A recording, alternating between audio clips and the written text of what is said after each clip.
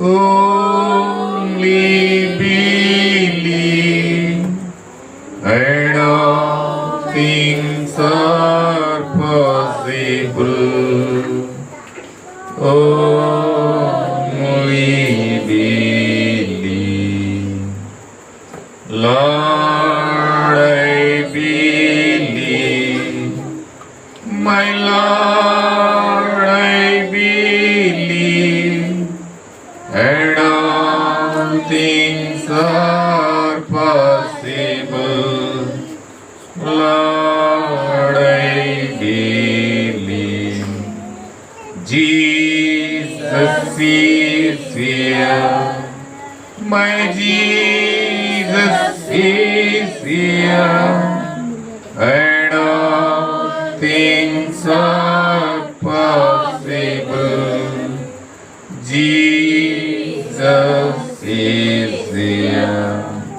కేవలము నమ్ముము. నమ్ముచున్నావు సోదరి? కేవలము నమ్ముము. నమ్మువానికి సమస్తము సాధ్యమే. Only believe. Only believe. And all things are possible. Only believe. Hallelujah. Yes, I believe, Lord. మన బైబిల్ తెరిచి నిర్గమకాండము 12వ అధ్యాయము 6వ వచనం నుంచి చదువుతాం. నిర్దోషమనే ఏడాది మగపిల్లను తీసుకునవలెను. గొర్రెల నుండి అయినను మేకల నుండి అయినను దాన్ని తీసుకుని వచ్చి ఈ నెల 14వ దినం వరకు మీరు దాని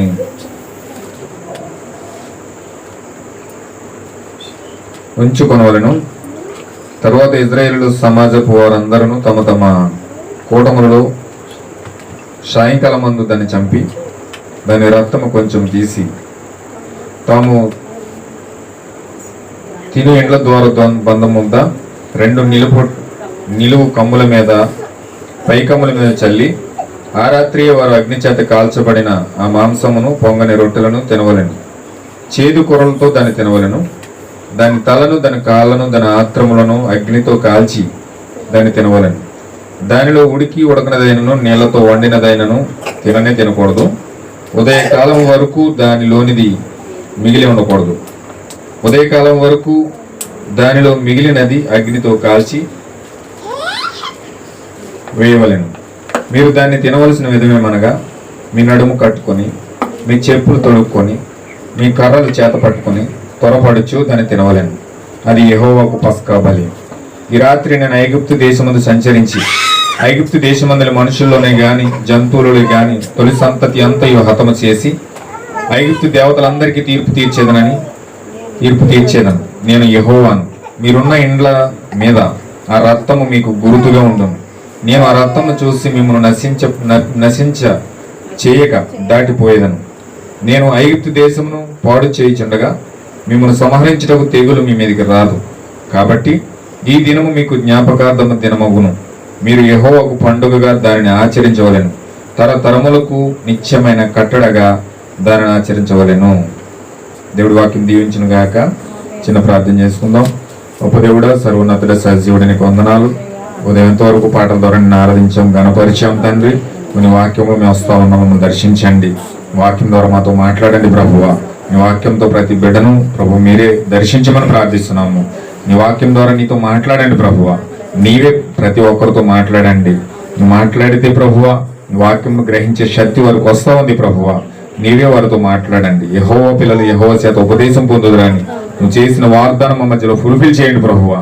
అప్పగిస్తూ సహాయం చేయమని ప్రభు యేసుక్రీస్తు నామములో ప్రార్థిస్తున్నాం తండ్రి, ఆమేన్. అందరికి వచ్చినాం. దేవుని నామమునకు మహిమ కలుగును గాక. కూడి వచ్చిన సహోదరి సహోదరులందరికీ కూడా ప్రభు అయిన యేసుక్రీస్తు నామములో మరొక మారు మేము వందనాలను తెలియజేస్తా ఉన్నానండి. చూడండి, ఉదయకాలం మనం మాట్లాడుకున్నాం. ఇప్పుడు పునాది కోసం మనం మాట్లాడుతూ ఉన్నాం. విశ్వాసముకు పునాది. బిల్డింగ్కి మనం ఎలాగైతే పునాది వేస్తూ ఉన్నామో, ఒక బిల్డింగ్కి పునాది వేస్తూ ఉన్నాం. అలాగే దేవుడు విశ్వాసానికి కూడా పునాది వేస్తా ఉన్నాడు. ఆమేన్, హల్లెలూయా. విశ్వాసానికి ఒక పునాది ఉన్నది. బిల్డింగ్ కి 4 భాగముల కింద ఎలాగైతే మనం పునాది కింద వేస్తున్నామో, ఒక బిల్డింగ్ కట్టినప్పుడు ఆ పునాది వేసేటప్పుడు 4 భాగాలు 4 మూలలు చూసుకుని పునాది వేస్తారు. హల్లెలూయా. ఇప్పుడు దేవుడు భూమికి పునాదులు వేసినప్పుడు ఆ విధంగా 4 భాగాల కింద చూసుకుని పునాది వేశాడు. తూర్పు, పడమర, ఉత్తర, దక్షిణ 4 భాగాల కింద చూసుకుని భూమికి పునాది వేశాడు. అలాగే దేవుడు సంఘానికి కూడా పునాది కలిగి ఉన్నాడు. దేవుని నామముకు మహిమ కలుగును గాక. సంఘమును కూడా పునాది కలిగి ఉన్నాడు. మనం ఎఫెసీ పత్రిక 2:20 చదివాం. ఆ సంఘమునకు పునాది ఏమిటంటే అపోస్తలుల ప్రవక్తలు వేసిన పునాది పైన మీరు కట్టబడి ఉన్నారని అక్కడ పౌలు గారు స్పష్టంగా మాట్లాడుతూ ఉన్నాడు. అది సంఘమునకు వేసిన పునాది. దేవుని నామముకు మహిమ కలుగును గాక. ఇప్పుడు సంఘమునకు వేసిన పునాది అపోస్తలులు పునాదిగా వారు ఉన్నారు. అపోస్తలులు పునాది వేశారు.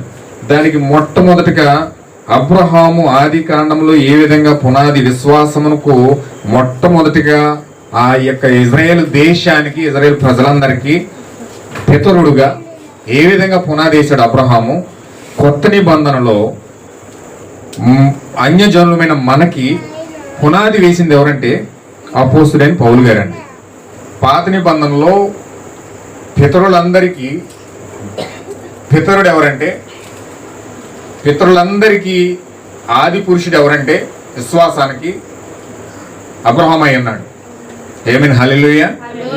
కొత్త నిబంధనలో ప్రతి విశ్వాసానికి మూల పురుషుడు ఎవరంటే అపోస్తుడైన పౌలు గారు అయి ఉన్నాడు. పాత నిబంధనలో అబ్రహాం అయితే కొత్త నిబంధనలో పౌలు గారు అయి ఉన్నాడు. ఇప్పుడు ఈ పౌలు గారు సంఘానికి పునాది వేస్తా ఉన్నాడు. ఆమేన్, హల్లెలూయా. ఎందుకు పౌలు గారి పునాది వేస్తున్నాడంటే ఆది కాండంలో మొట్టమొదటి ప్రవక్త ఎవరంటే అబ్రహాం అయి ఉన్నాడు. అబ్రహాము పితరులందరికీ కూడా పునాది వేశాడు. ఏమేసాడండి? పునాది వేశాడు ఆయన. అంటే పితరులందరికీ తండ్రిగా పిలువబడుతూ ఉన్నాడు. విశ్వాసాన్ని పరిపూర్ణంగా వ్యక్తపరుస్తూ ఉన్నాడు. ఆయన ఏ విధంగా విశ్వాసాన్ని వ్యక్తపరిచాడంటే ప్రపంచంలో ఉన్న విశ్వాసులందరికీ కూడా తండ్రిగా పిలువబడుతూ ఉన్నాడు. అర్థమైందండి? హల్లెలూయా. ఇప్పుడు పౌలు అక్కడ అబ్రహాము పితరులకు తండ్రి అయితే కొత్త నిబంధనలో ఉన్న ప్రతి క్రైస్తవానికి పితరుడు ఎవరంటే పౌలు గారే ఉన్నాడు.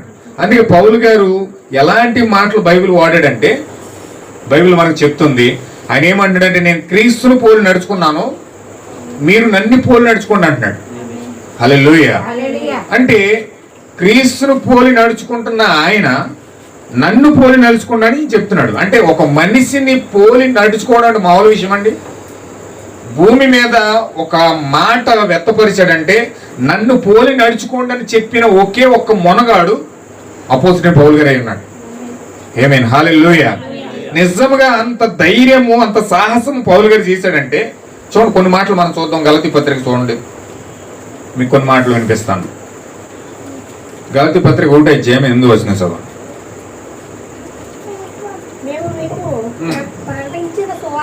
ప్రకటించిన సువార్త కాక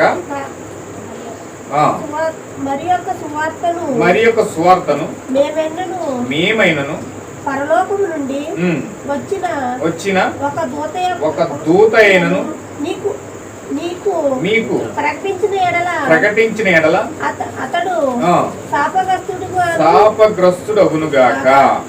ఏమన్నాడండి? మేము ప్రకటించిన సువార్త కాక వేరొక సువార్త ఎవడు ప్రకటించినా సరే శాపగ్రస్తుడగునుగాక అన్నాడు. అంటే ఎవరైనా సరే పౌలు బోధించిందే బోధించాలి.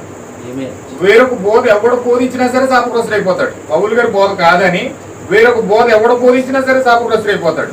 అంటే అంత కఠినమైన బోధ ఏ విధంగా బోధించగలిగాడని పౌలు గారు అంటే ఆయన బోధ తప్ప వేరొక బోధ బైబిల్లో ఎవరు కూడా బోధించకూడదు. సొంత బోధ ఎవడన్నా బోధించాడంటే పౌలు గారిని తప్పి అతను శాపగ్రస్తుడు అయిపోతాడు. అంటే అంత కఠినమైన బోధ బోధిస్తున్నాడు పౌలు గారు. కొరింథీ పత్రిక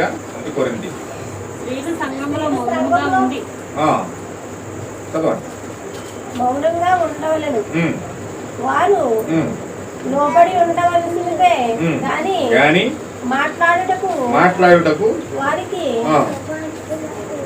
సెలవు లేదు. సెలవు లేదు. ఉమ్. ఇలాగూ ధర్మశాస్త్రము ఆ. చెప్పుచున్నది. వారు ఏమైనను నేర్చుకోనగా కోరిన ఎడల ఎంత తమ తమ భర్తలను అడగవలెను. సంఘంలో స్త్రీ మాట్లాడుట అవమానము. దేవుడి వాక్యము నీ యొద్ద నుండియే బయలు వెళ్ళిన నీ యొద్దకు మాత్రం వచ్చిన ఎవడైనను తాను వర్తమానమి అయినను ఆత్మ సంబంధించి అయినను తలచుకుని ఎడల నేను నీకు వ్రాయించున్నది ప్రభు యొక్క ఆజ్ఞలని అతడు దృఢముగా తెలుసుకొనవలెను. ఆమేన్. హల్లెలూయా. ఆయన ఏమంటున్నాడు చూడండి, మీకే ప్రభు యొక్క వాక్యం వస్తుందా? నేను మాట్లాడుతున్న మాటలు ఏంటో తెలుసా? ప్రభు యొక్క ఆజ్ఞలు, నా మాటలు కాదు. నేను ఇచ్చే ఆజ్ఞలు ఏంటో తెలుసా? ప్రభు యొక్క ఆజ్ఞలు. ఎవరైనా ప్రవక్త అని అనుకుంటే ఇష్టం వచ్చినట్టుగా మాట్లాడడం కాదు, కానీ దేవుడు నా ద్వారా సంఘములకు ఆజ్ఞాపిస్తున్న సంఘ క్రమం ఇది ప్రభు యొక్క ఆజ్ఞలుగా వస్తూ ఉన్నాయి. ఈ ఆజ్ఞలు దాటి వేరొక ఆజ్ఞలు ఎవరైనా చేశారంటే ఖచ్చితంగా శాపగ్రస్తులు అయిపోతారని చెప్పాడు. హల్లెలూయా. నేను క్రీస్తుని పోలి నడుచుకుంటా ఉన్నాను, మీరు నన్ను పోలి నడుచుకోండి అంటున్నాడు. నేను క్రీస్తు యందు సిలువ వేయబడ్డాను, నేను చచ్చిపోయాను, క్రీస్తే నాలోని జీవిస్తా ఉన్నాడు. నేను జీవించేది నేను కాదు, నాలో జీవించేది క్రీస్తే జీవిస్తున్నాడు అని చాలా కఠినమైన మాటలు పౌలు గారు పలుకుతా ఉన్నాడు. అంటే పాత నిబంధనలో అబ్రహాము గారిని ఎలాగైతే పోలి నడుచుకున్నారో, కొత్త నిబంధనలోకి వచ్చేటప్పటికి ఖచ్చితంగా పౌలు గారిని పోలి ఏ సేవకుడైనా నడుచుకోవాల్సిందే. అందుకే కాలం యొక్క ప్రవక్త గారు అన్నారు, ఏమన్నారు తెలుసండి, నేను ఖచ్చితంగా ఏం బోధించానంటే, నేను పౌలు గారు ఏదైతే బోధించాడో నేను అదే బోధించాను. పౌలు గారు పరలోకంలో ఉంటే నేను కూడా పరలోకంలో ఉంటాను అన్నాడు. ఆమేన్. హల్లెలూయా. ఎందుకంటే అంత కఠినమైన కఠోరమైన ఆజ్ఞలు పౌలు గారు సంఘానికి జారీ చేశాడు. దేవుని నామమున మహిమ కలుగును గాక. మొట్టమొదటిగా పునాదిలో కొత్త నిబంధన యొక్క పునాదికి కట్టడానికి పునాదిగా మొట్టమొదటిగా విశ్వాసానికి పునాది వేసింది ఎవరంటే అపోస్తలుడైన పౌలే ఉన్నాడు. హల్లెలూయా. ఇప్పుడు విశ్వాసానికి పునాది వేసిన తరువాత రెండవ స్తంభముగా ఇక్కడ 4వ వ్యక్తి మార్టిన్ లూథర్ కింగ్ అనే ఒక వ్యక్తి 15వ శతాబ్దంలో భూమి మీదకి వచ్చాడు. దేవుని చేత పంపించబడిన దూత మార్టిన్ లూథర్ కింగ్. ఈ మార్టిన్ లూథర్ కింగ్ ఆయన ఏం చేశాడంటే ఆ యొక్క నీతీకరణకు ఒక పునాదిగా, ఒక స్తంభముగా ఆయన నిలబడ్డాడు. హల్లెలూయా. ఏమంటే ఇక్కడ ఉన్నారు కదా అందరం.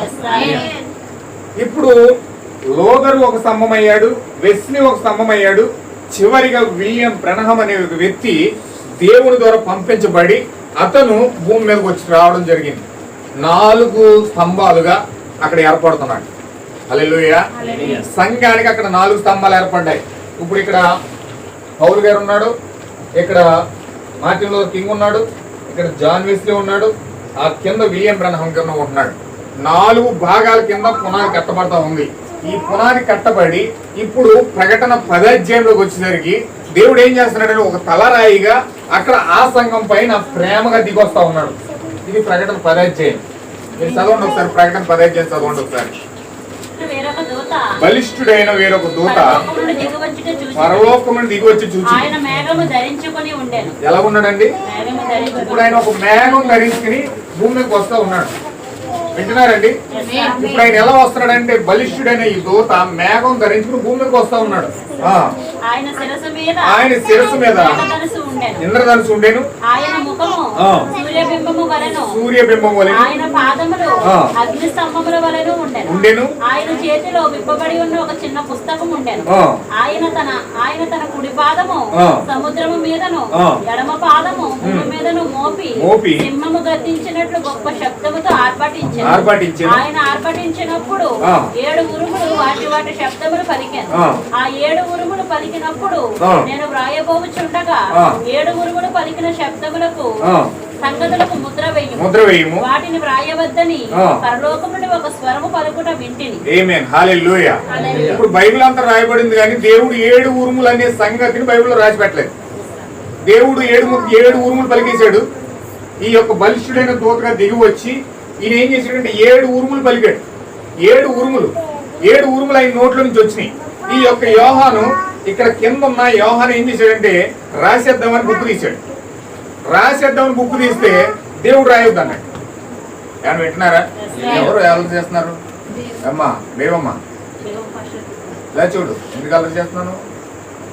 మాట్లాడేవాళ్ళు కొడతాను నేను, అసలు మాట్లాడదు. దేవుని మహిమ కలుగును గాక. ఇప్పుడు దేవుడు అక్కడ 7 ఉరుములు పలికినప్పుడు యోహాను రాద్దాం అనుకున్నాడు, కానీ అక్కడ 7 ఉరుములకి దేవుడు రాయొద్దని చెప్పాడు. రాయొద్దని చెప్పినప్పుడు ఎప్పుడైతే అలా చెప్పాడో యోహాను ఇంకా రాయడం మానేశాడు. అంటే బైబిల్ అంతా రాయబడింది, కానీ ఈ బైబిల్లో 7 ఉరుములు రాయవాళ్ళే. వింటున్నారండి?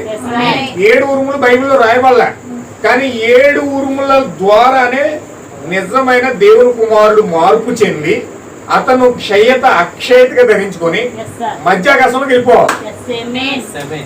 హల్లెలూయా. మధ్యాకాశంలో దేవుని యొక్క వధువు ఎత్తబడుతుంది. దేవుని యొక్క పిల్లలు మధ్యాకాశంలోకి ఎత్తబడాలి. ఇప్పుడు ఎత్తబడాలంటే వీళ్ళకి 7 ఉరుములు కావాలి. ఎత్తబడి విశ్వాసం ఎక్కడుందంటే 7 ఉరుముల్లో దాగుంది. ఇప్పుడు 7 ఉరుముల్లో నుంచి దేవుడు ఎప్పుడైతే ఆ యొక్క 7 ఉరుములు బయలుపరుస్తూ ఉన్నాడో ఆ 7 ఉరుముల ద్వారా దేవుని పిల్లలు క్షయత అక్షయతగా ధరించుకొని, క్షయత అంటే అర్థం ఏంటంటే మట్టి శరీరం, అక్షయత అంటే వాక్యం యొక్క శరీరం అంటారు దాన్ని. అక్షయత అంటే ఏంటండి? అందరూ చెప్పాలి నాకు. అక్షయత అనగా వాక్యం యొక్క శరీరం, క్షయత అనగా మట్టి శరీరం. వాక్యం యొక్క శరీరానికి గురుత్వాకర్షణ శక్తి లేదు. మనకు ఇప్పుడు భూమి మీద గురుత్వాకర్షణ శక్తి ఉంది. మనం ఇలా పైకి ఎగిరామంటే ఖచ్చితంగా కింద పడతాం. బిల్డింగ్ ఎక్కి కాలు జారినా కింద పడతాం, ఏ చెట్టు ఎక్కి కాలు జారినా కింద పడతాం. ఎందుకంటే కింద గురుత్వాకర్షణ శక్తి భూమి కింద లాగేద్ది. మనము అయస్కాంతం మన లోపల ఉంది, ఈ భూమికి అయస్కాంతం ఉంది. చూడండి, మీరు అయస్కాంతం ఇలా దూరంగా పెట్టి దగ్గరగా పెట్టండి, అలా దగ్గర లాగేస్తుంది అది. అలాగే మనలోని గురుత్వాకర్షణ శక్తి ఉంది, భూమికి కూడా గురుత్వాకర్షణ శక్తి ఉంది. అందుకే మనం ఎంత పైకి ఎగరలేము. ఏమైనా జారిందంటే కింద డబేలు పడతాం, భూమి లాగేస్తుంది కిందకి. అయితే దేవుడు ఎప్పుడైతే అక్షయమైన శరీరం మనకి ఇస్తున్నాడో ఈ శరీరం ద్వారా ఈ గురుత్వాకర్షణ శక్తి మనం వదిలేస్తాం. ఎప్పుడైతే గురుత్వాకర్షణ శక్తి వదిలేసిందో ఆటోమేటిక్గా వ్యక్తి పైకి వెళ్ళిపోతాడు. చూడండి, ఒక బెలూన్లో మీరు గాలి వదిలేరనుకోండి, ఒక బెలూన్లో గాలి గట్టిగా ఊది ఇలా ఎగరేసారంటే బెలూన్ కూడా ఆటోమేటిక్గా ఎగిరి ఎగిరి ఎగిరి ఎగిరి ఏదో స్థలంలో కింద పడతారు. అవునండి, బెలూన్ కూడా అసలు బరువు కనీసం చిన్న బరువు కూడా లేని బెలూన్ కూడా ఎగిరి ఎగిరి ఎక్కడో పడుతుంది. అదే బెలూన్ లో మీరు హైడ్రోజన్ అనే ఒక వేరే గాలి ఉంటుంది. ఆ గాలి ఊది మీరు పైకి పంపించండి, అది భూమి మీద ఉండదు. అది ఆటోమేటిక్ గా అదే లోపల ఉండేది ఏంటంటే వేడి పదార్థం. అది ఆ వేడి పదార్థం ఎప్పుడైతే బెలూన్ లోకి వెళ్ళిందో అది అలాగలగలగల ఎంతో పైకి వెళ్ళిపోతుంది. హల్లెలూయా. అంటే బెలూన్ లోనే 2 రకాల గాలి. మామూలు నోటితో ఊదిన గాలి అయితే కిందకు వచ్చేస్తుంది అదే బెలూను, కానీ అదే బెలూన్ గ్యాస్ పెట్టి పంపిస్తే ఎక్కడెక్కడికో వెళ్ళిపోతుంది పైకి. హల్లెలూయా. అది తేడా ఏముంది అందులో? హల్లెలూయా. ఏమన్నా వింటున్నారా? ఆ గాలిలో తేడా ఏముంది? నోటితో ఊడిన గాలి అదే బెలూన్ కిందకు వస్తుంది, కానీ గ్యాస్ పెట్టిన అదే గాలి పైకి వెళ్తుంది. అంటే ఆ యొక్క గాలిలో ఏదో ఉంది, గ్యాస్ లో వాయువు ఉంది. ఆ గ్యాస్ యొక్క వాయువు ఏం చేస్తుందంటే అగ్ని. గ్యాస్ అనేది ఏంటండి? అగ్ని, మంట. ఎప్పుడైతే ఈ మంట ఈ వాయువు అందులోకి వెళ్ళిందో అది అలా పైకి తీసుకెళ్ళిపోతుంది. హల్లెలూయా. ఇప్పుడు మనకి లోపల ఏముందంటే భూ సంబంధమైన గాలి ఉంది. గాలి ప్రకృతి నుంచి లాక్కొని గాలి లాక్కుంటున్నాం మనం. ఈ ప్రకృతి నుంచి వచ్చే గాలి మన జీవితంలోకి వస్తుంది. ఇందులో అయస్కాంత శక్తి భూమి నుంచి ఉత్పన్నమయ్యే శక్తి ఉంది. ఆ శక్తి మనం కిందకు పడేస్తుంది. కానీ ఎప్పుడైతే పరిశుద్ధాత్మ యొక్క గాలి మనలోకి వచ్చిందో, ఆ అగ్ని ఎప్పుడైతే మనలోకి వచ్చిందో ఇది రూపాంతర పరిశుభ్ర మధ్యాకాశం తీసుకెళ్ళిపోతుంది. ఇప్పుడు ఈ గాలి ఎక్కడ పెట్టాడండి? అగ్ని ఎక్కడ పెట్టాడంటే 7 ఉరుములు పెట్టాడు. ఇప్పుడు 7 ఉరుములు పలకబడిన తరువాత ఖచ్చితంగా ఆయన భూమి మీదకి పలికి ఆ యొక్క ఎత్తబడి విశ్వాసాన్ని మనకి ఇచ్చే గాలి మనం ఊది మధ్యాకాశంలో తీసుకెళ్తున్నాడు. హల్లెలూయా. ఇది దేవుని యొక్క ప్రణాళిక, దేవుని యొక్క చిత్తం. ఇప్పుడు ఈ యొక్క 4 స్తంభాల మీద 7 సంఘ కాలాలలో ఈ 4 స్తంభాల మీద ఈ యొక్క అపోస్తలుడైన పౌలు, మార్టిన్ లూథర్ కింగ్, లోదరు, అలాగే విలియం బ్రెనహం అనే 4 వ్యక్తుల ద్వారా ఈ యొక్క పునాది ఎప్పుడైతే వేయబడిందో ఇవన్నీ కూడా బైబిల్లో చూపిస్తే టైం ఎక్కువ పడుతుందని నేను చూపించట్లేదు. చూపిస్తే మీకు ఒకవేళ మీకు చూపిస్తానంటే ఖచ్చితంగా చూపించేస్తాను. టైం ఎక్కువ పడుతుందని స్పీడ్గా వెళ్తున్నాను. దేవుని చిన్న చిత్తం అయితే మొత్తం ఒక్కొక్కటిగా నేను చూపిస్తాను. హల్లెలూయా. అయితే ఇప్పుడు ఇది పేతురు పత్రికలో ఉంది, ఇదంతా కూడా ప్రకటన గ్రంథంలో ఉంది. పేతురు పత్రికలో ఇది ఉంటుంది మొత్తం విశ్వాసము, సద్గుణము, జ్ఞానము. చూడండి ఒకసారి, అది కూడా మీకు చూపించేస్తే మీకు కొత్తగా చూడరు. ఆ గ్రంథంలో ఉంటే దాన్ని చూసి పట్టుకుంటారు. హల్లెలూయా. మొదట అధ్యాయం 4వ వచనం. గుణతిశయములు బట్టి ఆయన మనకు అమూల్యములను అత్యధికములను వాగ్దానములను అనుగ్రహించి ఉన్నాడు. దురాశను అనుసరించి లోకమందున్న దుష్టత్వమును ఈ వాగ్దానముల మూలముగా మీరు తప్పించుకొని దేవ స్వభావమునందు పాలివారైనట్లు వాటిని అనుగ్రహించిన. అంటే దేవుని యొక్క స్వభావములో పాలిభాగస్తులు అవ్వాలంటే, అంటే దేవుని యొక్క స్వభావములో పాలిభాగస్తులు అవ్వాలి. ఇప్పుడు ఆ దేవుని యొక్క స్వభావం ఎట్లా ఉందంటే చూడండి, కింద మనం చదివితే ఆ దేవుని యొక్క స్వభావాన్ని పేతురు గారు వివరిస్తున్నాడు. చూడండి,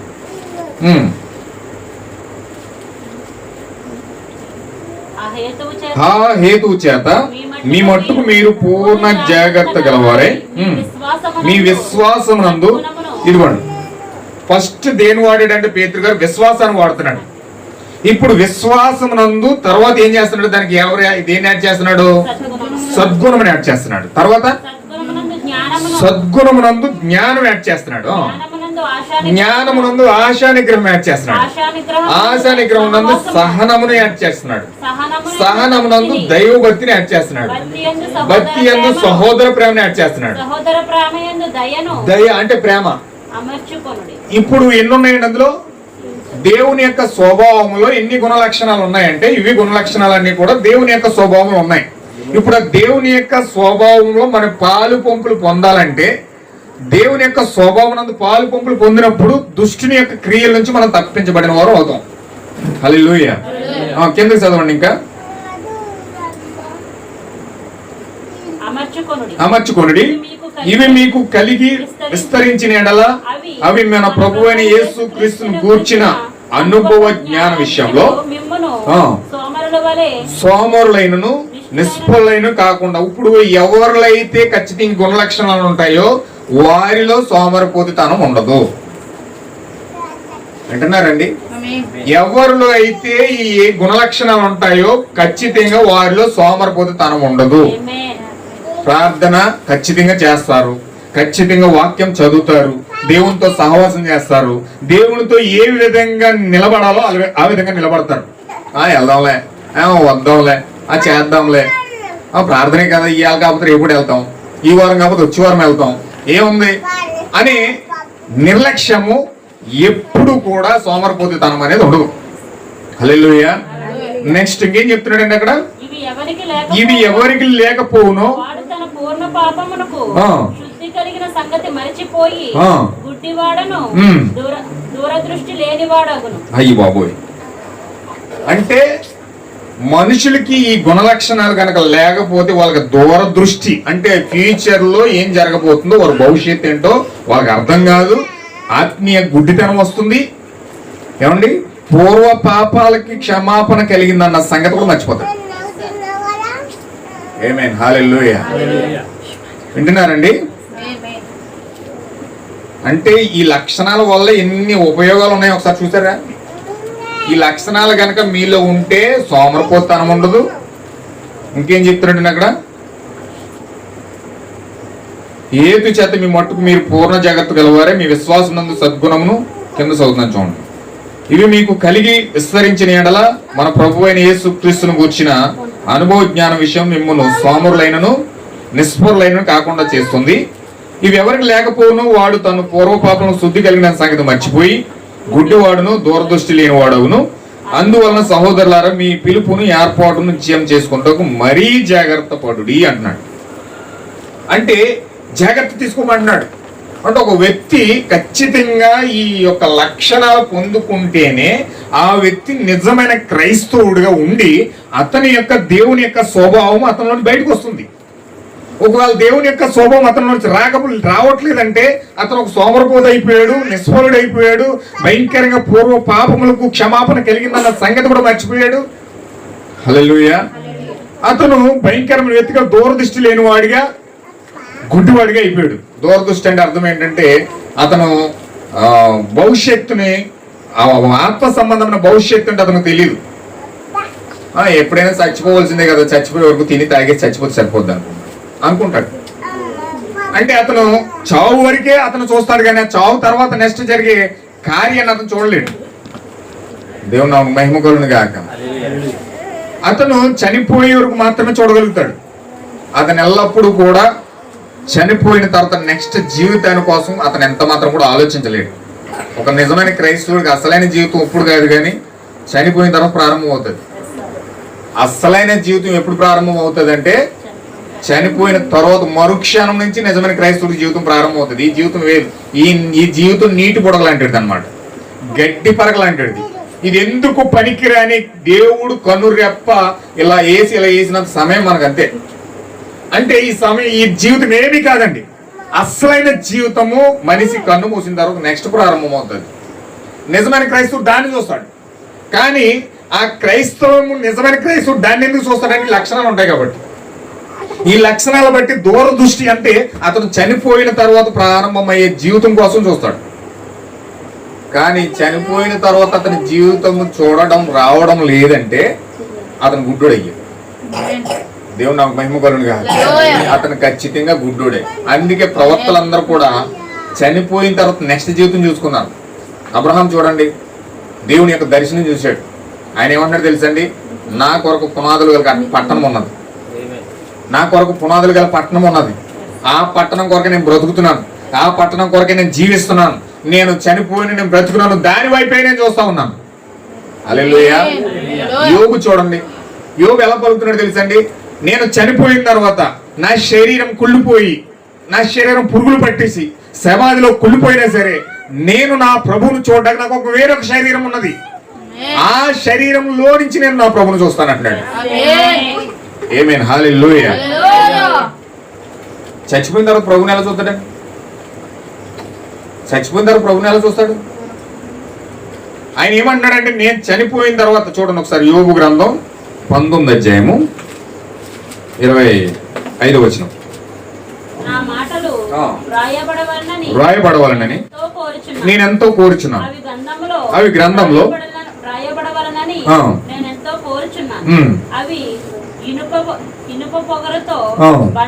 బండ మీద చెక్కబడి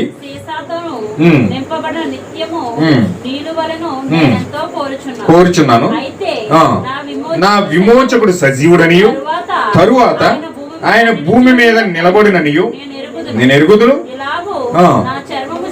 ఈ మాట చూడండి ఒకసారి ఎలా మాట్లాడుతున్నాడు చూడండి. ఈలాగు నా చర్మము చీకిపోయిన తరువాత శరీరముతో నేను దేవుణ్ణి చూచెదను. ఎలా చూస్తాడు మరి? శరీరం చీకిపోయిన తర్వాత, కుళ్ళిపోయిన తర్వాత, పురుగులు పట్టేసిన తర్వాత ఈ నెల దేవుణ్ణి చూస్తాడు. నా మట్టుకు నేనే చూస్తున్నాను అంటున్నాడు. ఎలా చూడగలుగుతున్నాడు? దేవుని నామమునకు మహిమ కలుగును గాక. ఆయన ఎలా చూడగలుగుతున్నాడు అంటే ఆయనకు ఒక శరీరం ఉన్నదని ఆయన తెలుసు. ఏంట శరీరం? చదవండి ఒకసారి కొరింథీ పత్రిక, 2వ కొరింథీ పత్రిక 5వ అధ్యాయం, 2వ కొరింథీ పత్రిక 5వ అధ్యాయము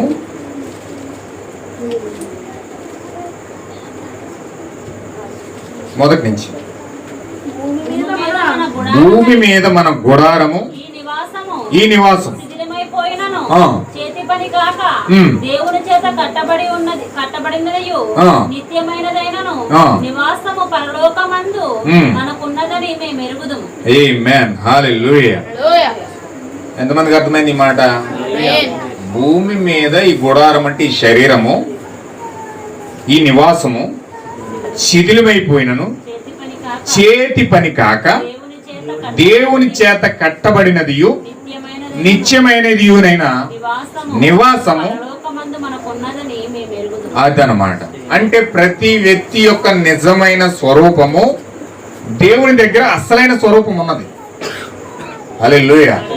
అంటే మనిషి భూమి మీద శిథిలమైపోయి గుడారం నివాసం శిథిలమైపోయినా చేతి పని కాక, అంటే చేతులతో కట్టబడింది కాకుండా నోటి మాట ద్వారా, పలకబడిన మాట ద్వారా దేవుడు చేసిన ఒక శరీరము, అది అక్షయమైన శరీరము, వాక్య శరీరము దేవుని దగ్గర ఉంది.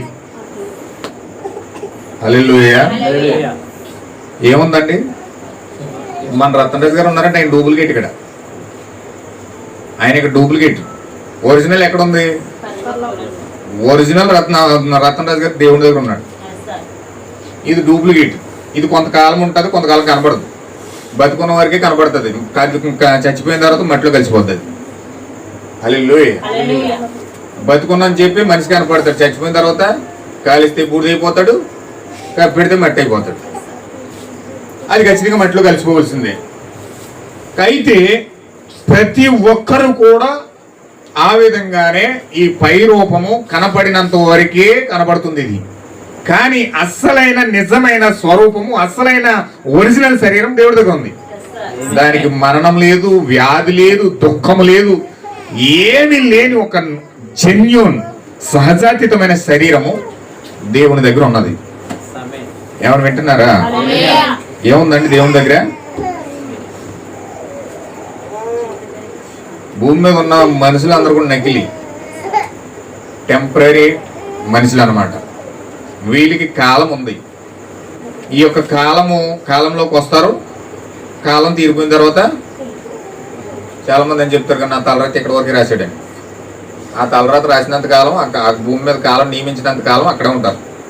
ఆ టైం అయిపోయిన తర్వాత ఆ కాలాన్ని ముగించింది వెళ్ళిపోతారు. కాలం అంటే అర్థం ఏంటంటే టైం కాదు. కాలం అంటే ఈ శరీరాన్ని కాలం అంటారు. చాలా మంది చచ్చిపోయిన తర్వాత ఏమంటారు? కాలం వేసాడు అంటారు. ఎందుకని? కాలం అంటే ఈ శరీరంలో బయటికి వెళ్ళిపోవడానికి. తల్లి గర్భంలో పుట్టినప్పుడు శరీరం లోపలికి వచ్చాడు, చచ్చిపోయినప్పుడు శరీరం బయటకు వచ్చాడు. ఈ శరీరం వాడుకున్నాడు కొంతకాలం, అంతే. 70 సంవత్సరాలు బతికాడు, 80 సంవత్సరాలు బతికాడు, 100 సంవత్సరాలు బతికాడు. ఆ బతికినంత కాలం ఆ శరీరాన్ని వాడుకున్నాడు, అంతే. రావడం ఆ శరీరంలోకి వచ్చాడు, మరలా తిరిగి బయటకు వెళ్ళిపోయాడు. అంటే ఈ లోపల ఉన్న మనిషికి మరణం లేదు, శరీరానికి మరణం ఉంది, లోన ఆత్మకు మరణం లేదు. ఎంతమందికి అర్థమైంది అన్నమాట? ఇప్పుడు ఆ ఆత్మ యొక్క శరీరం కోసమే బైబిల్ మొత్తం మాట్లాడుతుంది. ఇప్పుడు ఈ శరీరము దేవుని దగ్గర భద్రముగా ఉన్నది. దానికి పాపం లేదు, మరణం లేదు, వ్యాధి లేదు, తెగులు లేవు, ఏమి లేవు. అంత సురక్షితమైన పరిశుద్ధమైన ఆత్మగా ఈ యొక్క శరీరం ఉన్నది. ఇప్పుడు ఈ శరీరం ఎవరిదంటే ఆ శరీరంలో ఈ గుణలక్షణాలు ఉన్నాయి. మట్టి శరీరంలో అయితే కక్షలు ఉన్నాయి, ఈర్సులు ఉన్నాయి, కామం ఉంది, క్రోధం ఉంది, అసూయ ఉంది, ద్వేషం ఉంది, అన్నిటితో కలగలిపి చివరికి అదంతా కూడా మట్టిలో కలిసిపోయి గాలి కలిసిపోతుంది. కానీ ఈ శరీరానికి మాత్రం లోపల ఈ గుణలక్షణాలు ఉన్నాయి. లోపల శరీరానికి ఉన్న గుణలక్షణాలు ఇవి, బయట శరీరానికి ఉన్న గుణలక్షణాలని పాపంతోనూ లస్ట్ వేలతో కూడినవి. ఇవన్నీ కూడా దేవుని యొక్క శరీరానికి సంబంధించిన లక్షణాలు. ఇవి ఇప్పుడు దేవుని యొక్క శరీరం మీద ఎవరైతే దృష్టి పెడతారో వారికి లక్షణాల కోసం తెలుస్తుంది. అందుకే బైబిల్ రోమపత్రికలు ఏం చెప్తున్నాడంటే, ప్రకృతి సంబంధం అయిన వాడు ఏం చేస్తాడంటే ప్రకృతి సంబంధమైన విషయాల మీద దృష్టి పెడతాడు. ఆత్మ సంబంధమైన వ్యక్తి ఏమో ఆత్మ సంబంధమైన కార్యాల మీద దృష్టి పెడతాడు. దేవుని నాకు మహిమ కలుగును గాక. వింటున్నారండి? ఇప్పుడు ఒక ప్రకృతి సంబంధమైన వ్యక్తి ఈ కార్యాల కోసం ఆలోచించలేడు, ఇవి వారికి అర్థం కావు. అయితే ఆత్మ సంబంధి మాత్రం ఖచ్చితంగా ఈ యొక్క లక్షణాల మీదే దృష్టి పెడతాడు.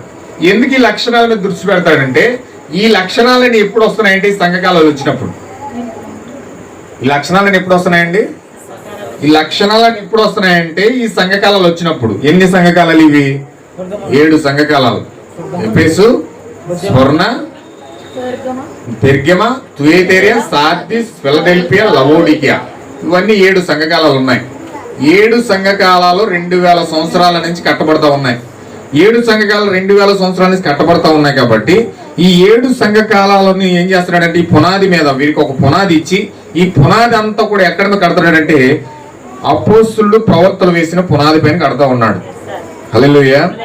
చూడండి, దేవుడు పరిశుద్ధాత్మని ఇస్తా ఉన్నాడు. ఎందుకొరకు పరిశుద్ధాత్మని ఇస్తా ఉన్నాడంటే, మనిషి ఆలయమే ఉన్నాడు. ఆలయంలో పరిశుద్ధాత్మ పెట్టడానికి దేవుడు మనిషిని సృష్టించుకున్నాడు. పరిశుద్ధాత్మ యొక్క లక్షణాలు ఇవన్నీ కూడా పరిశుద్ధాత్మ యొక్క లక్షణాలు. ఇప్పుడు ఈ ప్రపంచంలో ఖచ్చితంగా క్రైస్తవంలో గట్టి పునాది ఉన్నది. ఏ మనిషి దగ్గర, ఏ సంఘం దగ్గర దేనికైనా పునాదులు మామూలు కూలిపోయే పునాదులు ఏమన్నా ఉన్నాయేమో కానీ బండలాంటి పునాది దేనికైనా ఉన్నదంటే క్రైస్తవంకే ఉన్నది. ఏమేన్ హల్లెలూయా. యేసుక్రీస్తు ఒక ఉపమానం చెప్పాడు. ఏమని చెప్పాడంటే, బండ మీద కట్టబడిన ఇల్లు, ఇసుక మీద కట్టబడిన ఇల్లు. ఇసుక మీద కట్టబడిన ఇల్లు ఏమో గాలి తుఫాన్లు వచ్చింటే ఆ ఇల్లుతో సహా ఎగిరిపోతున్నాయి ఇవన్నీ కూడా. కానీ బండ మీద కట్టబడిన ఇల్లు గాలి వచ్చింది, తుఫాన్ వచ్చింది, వరదలు వచ్చినా ఏమొచ్చినా సరే అది బండ మీద చాలా భద్రంగా ఉన్నది. అది ఎందుకంటే కట్టబడిన ఇల్లు బండ మీద. హల్లెలూయా. అయితే ఖచ్చితంగా మనం బండ అనే క్రీస్తు, బండ అంటే ఎవరంటే క్రీస్తు వాక్యమై ఉన్నాడు. ఇప్పుడు ఆ బండ పైన ఒక వ్యక్తి కట్టబడాలి. ఎక్కడ కట్టబడాలండి? బండ పైన మీ ఆలయం కట్టుకున్నారనుకోండి, అది చాలా స్ట్రాంగ్గా ఉంటుంది. బండ అనగా వాక్యమై ఉన్నాడు, బండ అనగా క్రీస్తు అయి ఉన్నాడు. ఇంకా ఈ కాలం యొక్క ప్రవృత్తి ఏమన్నాడంటే, బండ అనగా ప్రత్యక్షత అయి ఉన్నది అన్నాడు. ఎప్పుడైతే ప్రత్యక్షత మీద ఒక వ్యక్తి కట్టబడతాడో ఖచ్చితంగా పునాది చాలా పర్ఫెక్ట్గా, ఎన్ని తుఫాన్లు వచ్చినా అది చెక్కు చెదర కింద ఉంటుంది. ఖచ్చితంగా నువ్వు ఎలాంటి పునాది కలిగి ఉన్నావో చెక్ చేసుకోవాలి, పరిశీలించుకోవాలి. ప్రజల యొక్క విశ్వాసము నిత్యమైన వాక్యం యొక్క పునాది పైన కట్టబడాలి. నిత్యమైన వాక్యం యొక్క పునాది మీద మనిషి కట్టబడాలి. హల్లెలూయా. ఆయన సంఘాన్ని ఏదో గడ్డి పరకల మీదో లేదా గడ్డి దుబ్బుల మీదో పునాది వేయలేదు, కానీ అగ్నిగుండంలో నుంచి తీయబడిన, శోధించబడిన దృఢమైన ఎత్తడి లోహం మీద ఆయన తన పునాది వేశాడు. ఆ పునాది నిత్యమైనదిగా ఉన్నది. దేవుని మహిమ కలుగును గాక. ఎక్కడేసాడని పునాది? అగ్ని గుండములో నుంచి తీయబడిన, శోధించబడిన దృఢమైన ఎత్తడి లోహం. చూడండి, ఒక బంగారాన్ని ఎలా తయారు చేస్తారంటే ఫస్ట్ దాన్ని అగ్నిలో కాలుస్తారు. అగ్నిలో కాల్చి దాంట్లో ఉన్న మస్ట్ ఉంటుంది, అదంతా కూడా పోవాలంటే ఫస్ట్ అగ్నిలో కాల్చి దాన్ని సుత్తిచ్చి కొట్టి కొట్టి కొట్టి కొట్టి అగ్నిలో కాలిస్తే అది ఎంత గోల్డ్ రంగులోకి వచ్చేది. అది ఎంత అద్భుతంగా ఉంటుందంటే మెరిసిపోతుంది అనమాట. ఇలాగ ముఖం పెడితే ముఖం కనపడుతుంది బంగారం. అది ఒరిజినల్ బంగారం.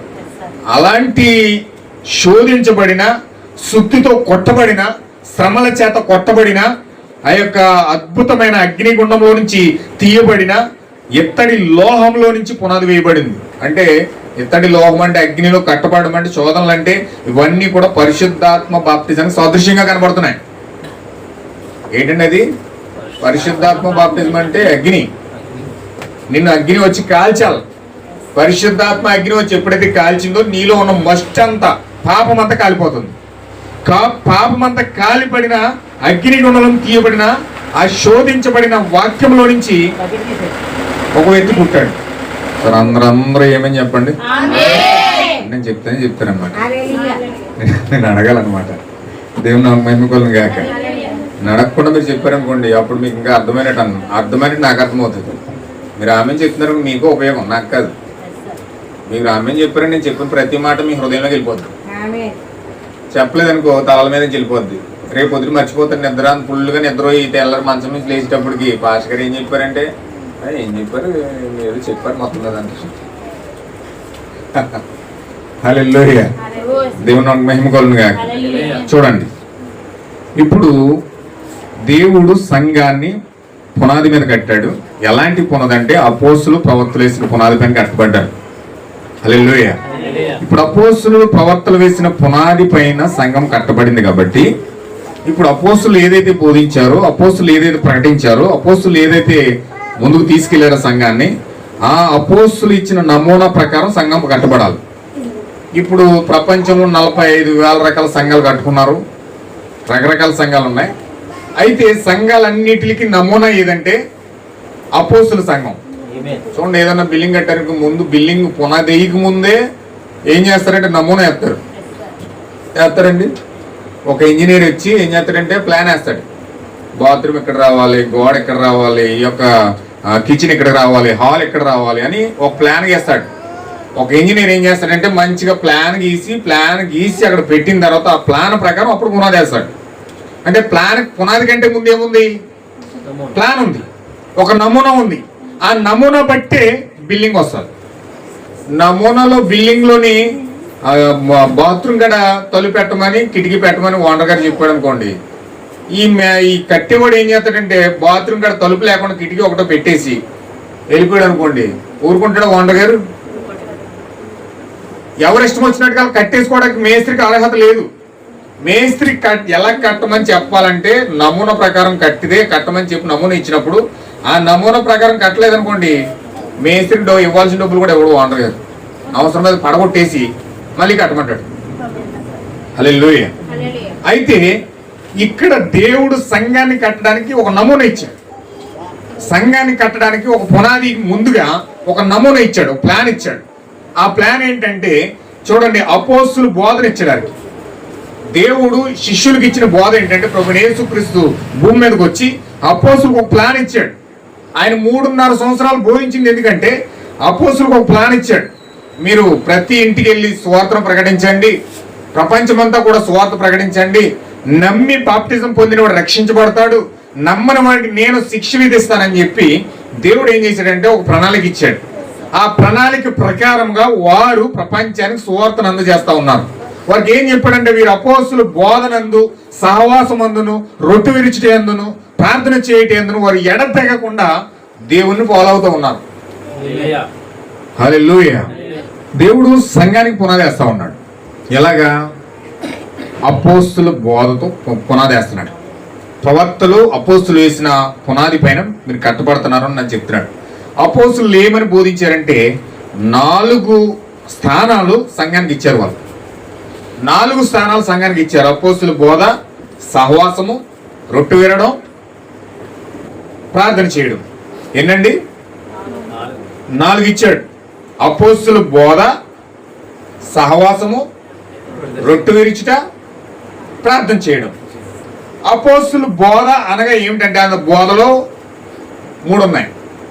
ఏంటంటే బోధలు ఒకటేమో బాప్టిజమము, రెండోది ప్రభురాత్రి భోజనము, మూడోది పాద పరిచర్య. ఈ బోధలో 3 ఉన్నాయి. ఒకటేమో ఆ బోధ అనగా అపోస్తుల బోధ అనగా 3 ఒకటి బాప్టిజం, ఒకటి ప్రభురాత్రి భోజనం, ఒకటేమో పాద పరిచర్య. ఆ 2 ఉన్నాయి.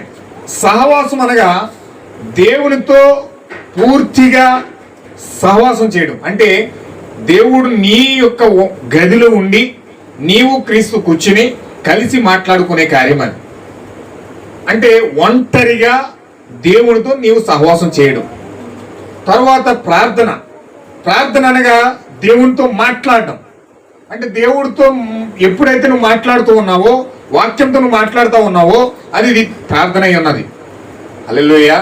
ఈ విధంగా 4 స్థానాలు దేవుడు సంఘానికి ఇచ్చాడు. ఇప్పుడు సంఘానికి 4 కార్యాల ద్వారా ఈ పునాదిని అంటుకొని ఈ యొక్క కార్యాలన్నీ పొందుకొని సహోదర ప్రేమ వరకు వెళ్ళిపోవాలి. హల్లెలూయా. దేవుడు ఆ విధంగా ఏర్పాటు చేశాడు. ఇప్పుడు ఈ 4 కార్యాలు ఎవరైతే ఆచరిస్తారో అపోస్తుల బోధ, సహవాసము, రొట్టె విరడం అంటే వాక్యాన్ని ప్రత్యక్షత పొందుకోవడం, వాక్యం యొక్క ప్రత్యక్షత పొందుకోవడం. నీకు వాక్యం యొక్క ప్రత్యక్షత ఎప్పుడైతే వస్తుందో, వాక్యం యొక్క రెవల్యూషన్ ఎప్పుడైతే వస్తుందో, వాక్యం యొక్క అర్థం ఎప్పుడైతే తెలుస్తుందో, దేవుడు నీకు ఎప్పుడైతే వాక్యాన్ని విరుస్తూ ఉన్నాడో అందులో నుంచి ప్రత్యక్షత వస్తూ ఉంది.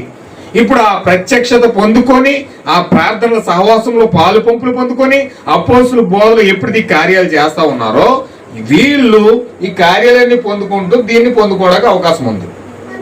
హల్లెలూయా.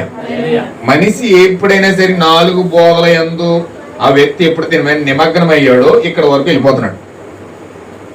బోధ అంటే అపోస్తుల బోధ అంటే 2000 సంవత్సరాల క్రితం ప్రారంభమైంది. అది శిష్యులందరూ కూడా సర్వ సృష్టికి సువార్త ప్రకటించి బాప్టిజం తెలియజేశారు, ప్రభురాత్రి భోజనం తెలియజేశారు, పాద పరిచర్య ఇచ్చారు. హల్లెలూయా. ఇప్పుడు మనం చేసేది ఇప్పుడు అందరూ యేసుక్రీస్తు నామములో ఎవరైతే బాప్టిజం పొందుకుంటున్నారో వారు ప్రభురాత్రి భోజనం చేస్తున్నారు. సంఘాలన్నీ ఏం చేస్తున్నారంటే ప్రభురాత్రి భోజనం చేయట్లేదు. ఏం చేస్తున్నారు? వాళ్ళు బల్లారాధన చేస్తున్నారు. మిట్ట మధ్యాహ్నము లేకపోతే వాళ్ళకి నచ్చిన టైంలో చేసుకుంటూ దేవుని వాక్యాన్ని కానీ ఆయన యొక్క బైబిల్ని కానీ గౌరవించకుండా వాళ్ళకి కుదిరిన టైంలో వారు చేసుకుంటూ పోతా ఉన్నారు. కానీ అసలు బైబిల్ యొక్క నియమము ప్రభురాత్రి భోజనం రాత్రి కాలంలో చెయ్యాలని బైబిల్ చెప్తా ఉంది. అది ఏ విధంగా చెప్తుందన్నది ఇప్పుడు మనం నిర్గమకాండం 12వ అధ్యాయంలో చూద్దాం, ముందుకెళ్దాం. మూడోది ఏంటంటే పాదపరిచర్య. పాదపరిచర్య దేవుడు ఒకరి పాదాలు ఒకరు కడగడం, దేవుడే పరలోకం దిగి వచ్చి శిష్యుల పాదాలు కడిగి ప్రజలందరికీ కూడా, క్రైస్తవులందరికీ కూడా ఈ యొక్క ఆజ్ఞను జారీ చేశాడు. నేను ఎలాగైతే మీ పాదాలు కడుగుతా ఉన్నానో అలాగే మీరు కూడా ఒకరినొకరు పాదాలు కడుక్కోండి అని చెప్పి దేవుడు ఆజ్ఞను జారీ చేశాడు. ఇది అపోస్తుల బోధలో మూడు కారణాలు. రెండోది సహవాసం. సహవాసం అనగా తెలుసు మీకు, ఏదైనా తోటలో సహవాసం జరిగింది. ఆదాముకి దేవునికి మధ్యలో సహవాసం ఉంది. సహవాసం అనగా ఒకరినొకరు కలిసి మాట్లాడుకోవడం. ఇప్పుడు ఏదైనా తోటలో ఆదాము దేవుడు చక్కగా సహవాసం చేసేవారు. కానీ సాతాను వెళ్ళి ఏం చేసిందంటే సహవాసాన్ని తెగ్గొట్టేసి దేవుడు సహవాసం చేయకుండా సాతాను వచ్చి ఆదాముతో సహవాసం చేయడం మొదలుపెట్టింది. సహవాసం చెడగొట్టేసింది. అక్కడ ఏదైనా తోటలో సహవాసం చెడిపోయింది. అక్కడ పతనం అయిపోయాడు ఆదాము. సాతానుతో ఎప్పుడైతే సహవాసం చేశాడో ఆదాము చెడిపోయాడు. చూడండి, ఒక దావీదు చెప్తున్నాడు, దుష్టుడు ఆలోచన చెప్తున్నాడు, ఒక పాపుల మార్గాన్ని నిలవక అపహాసులు కూర్చుండి చోటు కూర్చుండగా యెహోవా ధర్మశాస్త్రబంధు ఆ దుష్టులు కూర్చున్న చోట ఎందుకు కూర్చోద్దు అన్నాడు. ఈడు తాగోడు అనుకోండి, బాగా తాగుబోతుడు అనుకోండి, ఒక మంచి వ్యక్తి వెళ్ళి ఈ తాగోడు చుట్టూ తిరిగాడంటే కొన్నాళ్ళకి ఈడు కూడా తాగేస్తాడు.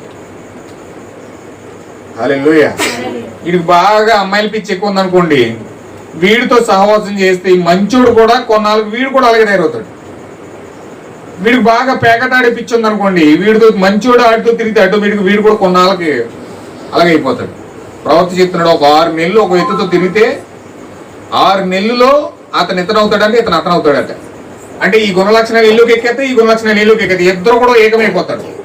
అంటే ఇతను మంచోడైతే మంచోడు అవుతాడు, చెడ్డోడైతే చెడ్డోడు అయిపోతాడు. హల్లెలూయా.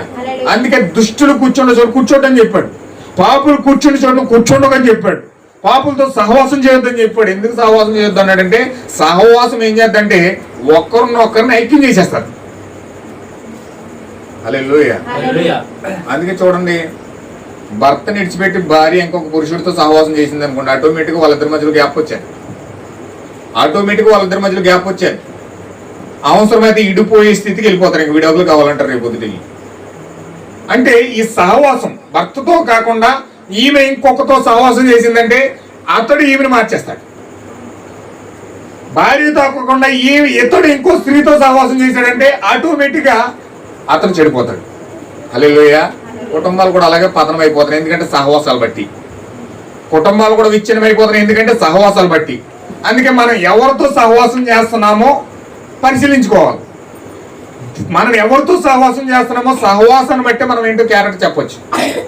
మన క్యారెక్టర్ ఏంటో మన సహవాసం స్నేహితులు బట్టి తెలుస్తుంది. మన స్నేహితులు ఎవరైతే ఉన్నారో ఆ సహవాసం బట్టి నువ్వేంటో కూడా తెలిసిపోతావు. హల్లెలూయా. అందుకే సహవాసం అనేది చాలా ఇంపార్టెంట్. దేవుడు అందుకే సహవాసం ఇచ్చాడు. దేవుడితో సహవాసం చేయాలి, వాక్యంతో సహవాసం చేయాలి.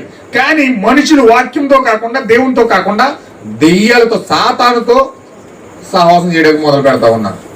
హల్లెలూయా.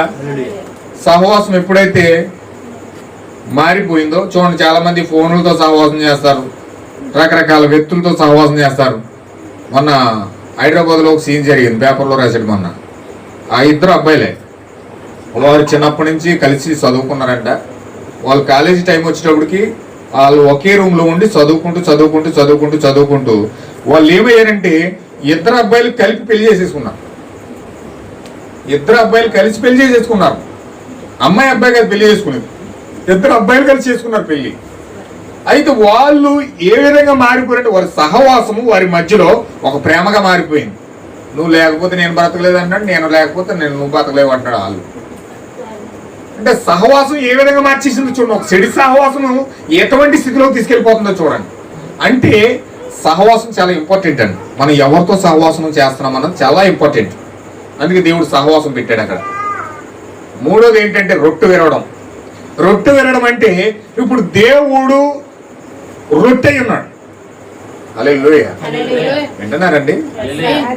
దేవుడు ఏమై ఉన్నాడండి? ఇప్పుడు మనం ఏమి ఇరుతున్నాం ఇక్కడ? ఎందుకు ఇరుతున్నామండి? అది శరీరం అని నమ్ముతున్నాం కనుక దేవుడిని చెప్పాడు ఇది నా శరీరము అని రొట్టె ఇచ్చాడు. అంటే ఆ యొక్క శరీరం ఎవరంటే ప్రభు అని యేసుక్రీస్తు యొక్క శరీరం. అది ఆ ప్రభు అని యేసుక్రీస్తు యొక్క శరీరము ఒక రొట్టెగా వాక్యం వినబడతా ఉంది. ఈ బైబిల్ అంతా యేసుక్రీస్తు యొక్క శరీరమై ఉన్నది. హల్లెలూయా. ఏంటండి బైబిల్ అంతా కూడా మనకు అక్షరాలే కనపడతాయి కానీ ఇది ఒక శరీరం. అక్షరాలతో కట్టబడిన శరీరం ఇది. బిల్డింగ్ అయింది ఎటకలతో కడతాం, ఇది అక్షరాలతో కట్టబడిన శరీరం ఇది. ఇప్పుడు ఈ శరీరాన్ని మనం విరవాలి. దేవుడు ఎప్పుడైతే ఆ శరీరాన్ని విరిచాడో అందులో నుంచి ఒక ప్రత్యక్షత వస్తా ఉంది. దేవుడు ఎప్పుడైతే శరీరాన్ని విరిచాడో అందులో నుంచి ఒక ప్రత్యక్షత వస్తా ఉంది.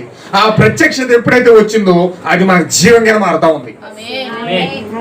ప్రత్యక్షత పొందుకున్న వ్యక్తి జీవన పొందుకుంటాడు. హల్లెలూయా. ఒక రోజు అండి యేసుక్రీస్తు ఆ ప్రాంతాల్లో యెరూషలేము వీధుల్లో వెళ్తా ఆ శిష్యుల్ని ఏమన్నాడంటే, అసలు మనిషి కుమారుడు కోసం ఏమనుకుంటున్నారు ప్రజలు అన్నాడు. అంటే మనిషి కుమారుడు ఎవరంటే అక్కడ ప్రభు యేసుక్రీస్తు మనిషి కుమారుడు తిరుగుతూ ఉన్నాడు. కుంటోలు పాలిస్తున్నాడు, గుడ్డలు చూపిస్తున్నాడు, చనిపోయిన లేపుతున్నాడు, మోగోలు మాట్లాడుతున్నాడు. రకరకాలుగా ప్రజలు మాట్లాడుకుంటున్నారు. ఒకళ్ళు ఏలి అంటున్నారు, ఒకళ్ళు ఇర్మియా అంటున్నారు, ఒకళ్ళు ఎస్కేల్ అంటున్నారు, ఒకళ్ళు దానియేలు ఒకళ్ళు అంటున్నారు, ప్రవక్తలు ఒకడు అంటున్నారు. ఇలా రకరకాలుగా అంటున్నారు అని చెప్పేసి ఈ యొక్క పేతురుగా జవాబు ఇచ్చాడు. ఇప్పుడు ఆయన ఏం చెప్తున్నాడంటే రకరకాలుగా మాట్లాడుకుంటున్నాను నా కోసం మీకోసం అని చెప్పాడు. అప్పుడు పేతురు గారు యేసుక్రీస్తు పేతురుని అడిగాడు, సరేలే అందరూ రకరకాల చెప్పుకొని ఉన్నాను పక్కన, మీరేమనుకుంటున్నారు నా కోసం అన్నాడు. అసలు మీరేమనుకుంటున్నారు అన్నాడు. అప్పుడు పేతురు గారు అన్నాడు, నీవు సజీవుడు అయిన దేవుని కుమారుడు అని క్రీస్తు అన్నాడు. హల్లెలూయా. ఏమన్నాడండి? నీవు సజీవుడు అయిన దేవుని కుమారుడు అయిన క్రీస్తు అన్నాడు. సజీవుడు అంటే చనిపోలేనివాడు, నిరంతరం జీవించుతున్నవాడు. దేవుని కుమారుడు అని ప్రభువు యేసుక్రీస్తు అయి ఉన్నాడు. హల్లెలూయా. క్రీస్తు అని అభిషక్తుడు పరిశుద్ధాత్మ అయి ఉన్నాడు. అంటే తండ్రిగా, కుమారుడిగా, పరిశుద్ధాత్మగా నీవే ఉన్నావని చెప్పి ఈయన ఎప్పుడైతే ఆ విషయాన్ని బయలుపరిచాడో అప్పుడు యేసుక్రీస్తు ఏమన్నాడు తెలుసండి? ఇప్పుడు యేసుక్రీస్తు అన్నాడని పేతుర్ని, నీకు ఈ యొక్క ప్రత్యక్షత ఎవరిచ్చారంటే మనుషుల దగ్గర నువ్వు నరమాత్రులు దీన్ని పొందుకు రక్త మాంసములు నీ ఎక్కువ బయలుపరచలేదు కానీ నేరుగా పరలోకం నుంచి బయలుపడి నీకు వచ్చిందని చెప్పాడు. ఆమేన్. హల్లెలూయా. ప్రత్యక్షత ఇప్పుడు పేతురుకి ఎక్కడి నుంచి వచ్చిందండి? ఒక బైబిల్ కాలేజీ నుంచో లేకపోతే ఒక మనుషుల దగ్గర నుంచో లేకపోతే ఒక పాస్టర్ దగ్గర నుంచో అతను నేర్చుకోలేదు కానీ నేరుగా పరలోకం తెరవబడి పరలోకం నుంచి ఆ బయలుపడి పొందుకున్నాడు. ఆమేన్. హల్లెలూయా. పరలోకంలో నుంచి ఎప్పుడైతే బయలుపాటు పొందుకున్నాడో యేసుక్రీస్తు పలుకుతున్న మాట అన్నమాట అది. అంటే పేతురు ఎక్కడి నుంచి పొందుకున్నాడండి? పరలోకంలో నుంచి బయలుపాటు పొందుకున్నాడు. అంటే ఒక వ్యక్తి వాక్యము తెరవబడడం అంటే, వాక్యము విరవబడడం అంటే అతను నేరుగా దేవుడి దగ్గర నుంచి ప్రత్యక్షత పొందుకోవడం. ఈ వ్యక్తికి ఎవరు చెప్పారు? మీకు ఒక విషయం చెప్తాను, మీకు జాగ్రత్తగా మీరు పట్టుకోండి. ఏదేని తోటలోనండి కయ్యేను, హేబేలు ఇద్దరు కమల పిల్లలు ఉన్నారు మొట్టమొదటిగా అన్నమాట.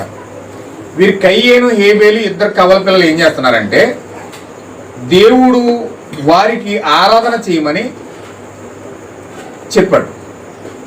ఆరాధన చేయమని చెప్తే వీళ్ళిద్దరూ ఆరాధన చేయడానికి 2 బలిపీఠాలు కట్టారండి. 2 ఇద్దరు ఒకే బలిపీఠం కట్టుకుని ఆరాధించుకోవచ్చు. కానీ ఇక్కడ కయ్యను ఒక బలిపీఠం కట్టాడు, హేబేలు ఒక బలిపీఠం కట్టాడు.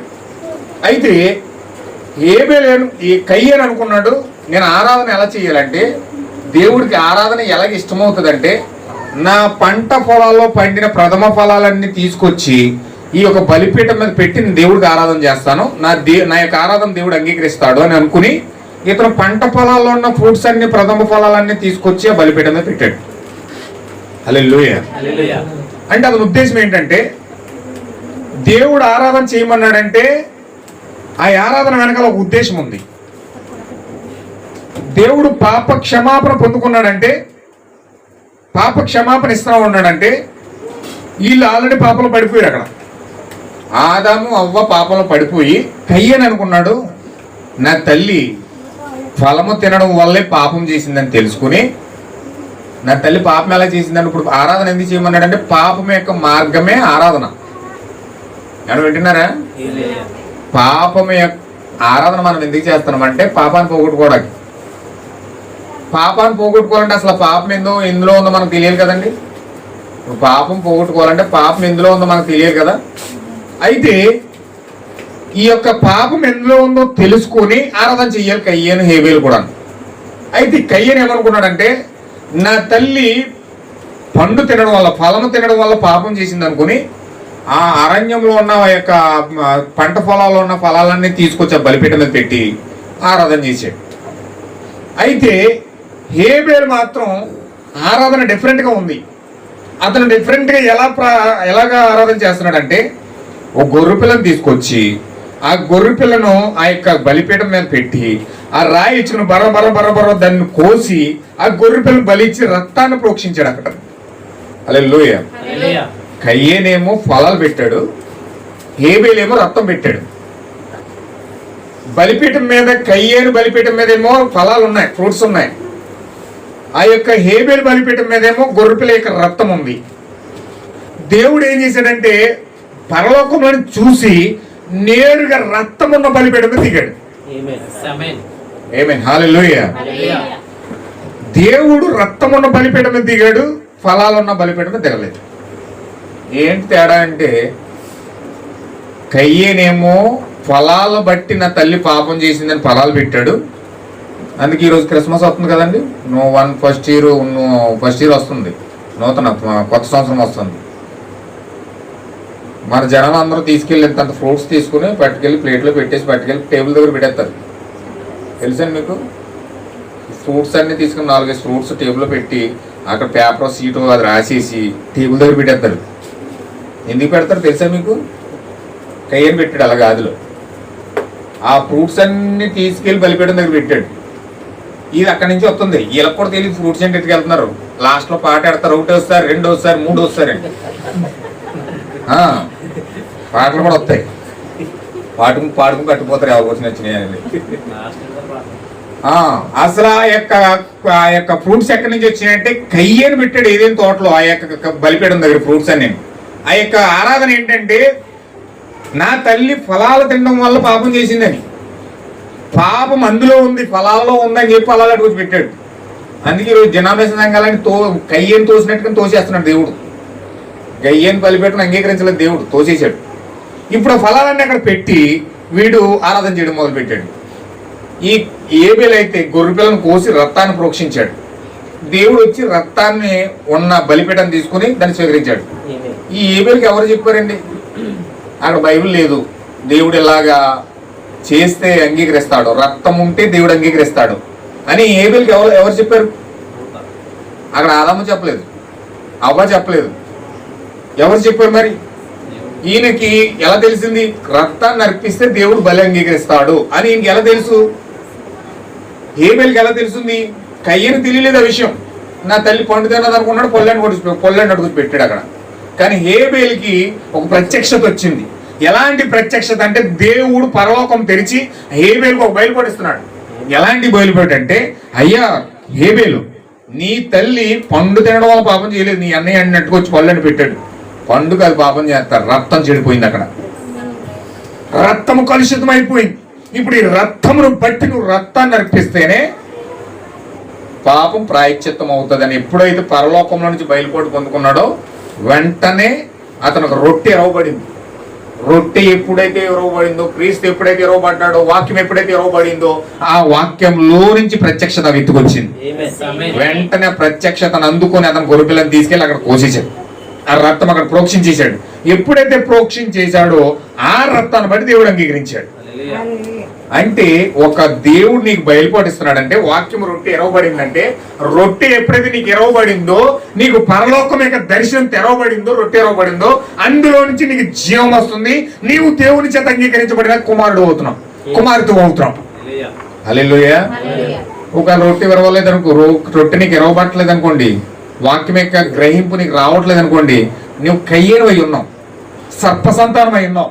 అయితే నీకు రొట్టె ఎరవబడుతుందంటే, నీకు దేవుడు ఆ యొక్క వాక్యాన్ని నిరుస్తున్నాడంటే, బయలుపడిస్తున్నాడంటే నీవు దేవుని యొక్క సంతానమై ఉన్నావు. నువ్వు నిన్ను దేవుడు అంగీకరిస్తున్నాడు. హల్లెలూయా. అయితే ఎన్ని ఇప్పుడు వరకు ఎన్ని అండి? అపోస్తుల బోధ అయిపోయింది, తర్వాత సహవాసం అయిపోయింది, తర్వాత రొట్టె విరిచి అయిపోయింది, తర్వాత ప్రార్థన. ఇప్పుడు ప్రార్థన అనగా అర్థం ఏంటంటే, నిన్న ఉపవాస ప్రార్థన రోజు చెప్పుకున్నాం మనం. ప్రార్థన అనగా పోరాటమై ఉంది. ఏంటండి ప్రార్థన అనగా? పోరాటం. నువ్వు ఆ యొక్క పాపాత్మురాలైన స్త్రీ ఎలాగైతే పోరాటం చేసి క్రీస్తు దగ్గరికి వెళ్ళిపోయిందో, నీవు కూడా అలా పోరాటం చేసి నీ ప్రార్థన ద్వారా, నీ మోకాళ్ళ అనుభవం ద్వారా క్రీస్తుని కలుసుకుంటావు. హల్లెలూయా. అపోస్తుల బోధలు ఎన్ని ఉన్నాయి చూడండి, మరుగును దాచిబడి. ఈ అపోస్తుల బోధలు ఎన్ని ఉన్నాయి చూడండి. ఏదైనా తోటలో అనుభవం ఉంది, అపోస్తుల బోధలు ఆ యొక్క బాప్టిజం ఉంది, బాప్టిజం ద్వారా పాదపరిచర్య చేస్తున్నావు, ప్రవృత్తి భూమి తీసుకుంటున్నావు, ప్రవృత్తి భూమిని తీసుకున్న తర్వాత సహవాసంలోకి ఏదైనా తోటలోకి వెళ్ళిపోతున్నావు, ఏదైనా తోటలో నుంచి సహవాసంలో నుంచి నేరుగా ఆ యొక్క వాక్యం విరిచే పద్ధతిలోకి వెళ్ళిపోతున్నావు. వాక్యం నీకు ఇరవబడుతుంది. ఆ వాక్యం ఎప్పుడైతే ఇరవబడిందో నువ్వు దేవుని చేత అంగీకరించబడ్డావు. అంగీకరించబడిన మరుక్షణమే దేవుడిని కలుసుకోవడానికి నేరుగా ప్రార్థన ద్వారా దేవుని సన్నిధిలోకి వెళ్ళిపోతున్నావు. హల్లెలూయా. అంటే దేవుణ్ణి కలుసుకునే వరకు, తలరాయిని కలుసుకునే వరకు నీకు ఉపయోగపడేది ఏమిటంటే అపోస్తులు ప్రవక్తలు వేసిన పునాది. ఇప్పుడు అపోస్తులు ప్రవక్తలు వేసిన పునాది ప్రకారంగా నువ్వు ఎప్పుడైతే కట్టబడతావో నువ్వు క్రీస్తుని కలుసుకునే స్థానానికి వెళ్తున్నావు. అంటే ఈ తలరాయిని నువ్వు ఎప్పుడైతే కలుసుకుంటావో, ఆ యొక్క పిరమిడ్ ఎప్పుడైతే నువ్వు కలుసుకుంటా ఉన్నావో, అది అపోస్తుల బోధలో నుంచి నిన్ను అక్కడ ఆ కార్యంలోకి తీసుకెళ్తుంది. అపోస్తుల బోధలో నుంచి ఏదేం తోటలోకి వెళ్తున్నావు, ఏదేం తోటలో నుంచి నీకు బలి అర్పించబడుతుంది. కయ్యి ఏ బలివలే ఆ బలి అర్పించబడిన మరుక్షణం ప్రార్థన ద్వారా దేవుని సన్నిధిలోకి వెళ్ళిపోతా ఉన్నావు. అంటే పరలోకం యొక్క తండ్రి సన్నిధి ఇప్పుడు నీలో ఉంటుంది. ఇప్పుడు నువ్వు చెప్తావు, తండ్రి నేను ఏకమై ఉన్నానని. ఇప్పుడు నువ్వు చెప్తావు, తండ్రి నా యందు నివసించుచు తన క్రియలు చేస్తా ఉన్నాడని. హల్లెలూయా.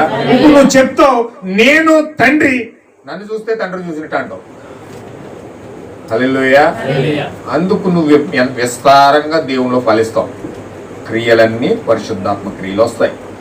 అంటే నీ పునాది బేస్మెంట్ సరిగ్గా అపోస్తుల బోధ మీద కట్టబడితే నువ్వు నేరుగా తలరాయిని కలుసుకునే స్థితిలోకి నువ్వు వెళ్తున్నావు. అంటే నేరుగా క్రీస్తుని అక్కడ నడిపిస్తున్నాడంటే ఇక్కడ అత్యద్భుతమైన పునాది ఎంత స్ట్రాంగ్ గా వేస్తే దేవుడిని ఎక్కడ తీసుకెళ్తున్నాడు. కానీ దెయ్యం ఏం చేసిందంటే అబద్ధపు పునాది ఒకటి ఏర్పాటు చేసి, అబద్ధపు బోధనకు ఏర్పాటు చేసి, అబద్ధపు సహవాసాన్ని ఏర్పాటు చేసి, అబద్ధపు రొట్టె విరుచుట ఏర్పాటు చేసి, హల్లెలూయా, రకరకాలుగా వాడు ప్రజల్ని దారి తొలగిస్తా ఉన్నాడు. అది వేరే సంగతి, మనం దాంట్లోకి వెళ్ళొద్దు, మన సబ్జెక్ట్ కాదు ఇది. అయితే ఇప్పుడు అబద్ధపు పునాది కాదు కానీ మనకి ఒరిజినల్ పునాది ప్రవర్తలు అపోస్తులు వేసిన పునాది మీద మనం కట్టబడాలి. ఎక్కడ కట్టబడాలండి? ఎక్కడ కట్టబడాలి? పెట్టినారు కదా, అపోస్తులు ప్రవర్తలు వేసిన పునాది పైన కట్టబడాలి మనం. అపోస్తుల బోధలు 3 ఉన్నాయి. ఒకటి యేసుక్రీస్తు నామములో బాప్తిజమము, ప్రభురాత్రి భోజనము, పాదపరిచర్య. బోధలు 3 రకాలు ఉన్నాయి. ఈ 3 రకాల ద్వారా మనము సహవాసంలోకి వెళ్తాం. నిజమైన ఏదైనా తోటలో ఉన్న సహవాసానికి చూడండి, పొద్దున చెప్పాను నేను, సహవాసం ఏదంటే ఏదైనా తోటలో మనం ఏ స్థానం అయితే కోల్పోయామో అదే సహవాసం. మనం ఆ యొక్క స్థానంలోకి వెళ్ళినప్పుడు ఆ సహవాసం మనం వెళ్ళిపోతున్నాం. ఇప్పుడు ఆ సహవాసంలోకి వెళ్ళాలంటే ఇక్కడ పునాది కట్టబడాలి, అపోస్తుల బోధ పైన కట్టబడాలి. ఈ అపోస్తుల బోధలో 3 ఉన్నాయి. ఒకటి యేసుక్రీస్తు నామములో బాప్తిజమము, రెండవది ప్రభురాత్రి భోజనము, మూడవది పాదపరిచర్య. ఇప్పుడు దీనికోసం మనం మాట్లాడుకుందాం. హల్లెలూయా. వచ్చేద్దాం నిర్గమాకాండంలోకి వచ్చేద్దాం. ఇప్పుడు నిర్గమాకాండం 12వ అధ్యాయం 1 నుంచి చదవండి. దినము వరకు మీరు దానిని ఉంచుకొనవలెను. తరువాత ఇశ్రాయేలు సమాజపు మందిరమున వారందరూ తమ తమ కూటములో సాయంకాలమందు దాన్ని చంపి దాని రక్తము కొంచెము తీసి తాము దాని తిను ఇండ్ల ద్వారపు బంధము 2 నిలువు కమ్ముల మీదను ఎప్పుడు చేయాలండి ఇది? 7వ వచనం ఏం చెప్తున్నాడు? ఈ నెల 14వ దినం వరకు మీరు దాని నుంచి ఉమ్, దాన్ని ఉంచుకొనవలెను. ఉమ్. తరువాత ఇజ్రాయేల్ సమాజపు వారందరూ తమ తమ కూటములో ఉమ్. సాయంకాలం మందు ఎప్పుడు చంపాలండి? సాయంకాలం మందు దాన్ని చంపాలి. అంటే ఇది పస్కా, ఇజ్రాయేల్కి దేవుడిచ్చిన పస్కా పండుగ. ఇప్పుడు ఆ పస్కా పండుగ అనగా అర్థం ఏంటంటే గొర్రె పిల్లను చంపి ఆ రక్తాన్ని దూరపు బంధాల కింద రాసుకొని లోపలికి వచ్చిన గొర్రె పిల్లని అంతా తినేయాలి. పస్కా పండుగ అంటే అది. హల్లెలూయా. అంటే రక్తమేమో దూరం మీద ఉండాలి, మాంసమేమో వారు వండికి తినాలి. ఇప్పుడు ఖచ్చితంగా దేవుడు వారికి ఇచ్చిన నియమము పస్కా పండుగ ప్రకారముగా దేవుడు వారికి ఒక నియమాన్ని ఇచ్చాడు. ఆ యొక్క 14వ దినమున మొదటి నెలలో ఆయన ఈ యొక్క కార్యాన్ని వారికి ఇస్తా ఉన్నాడు.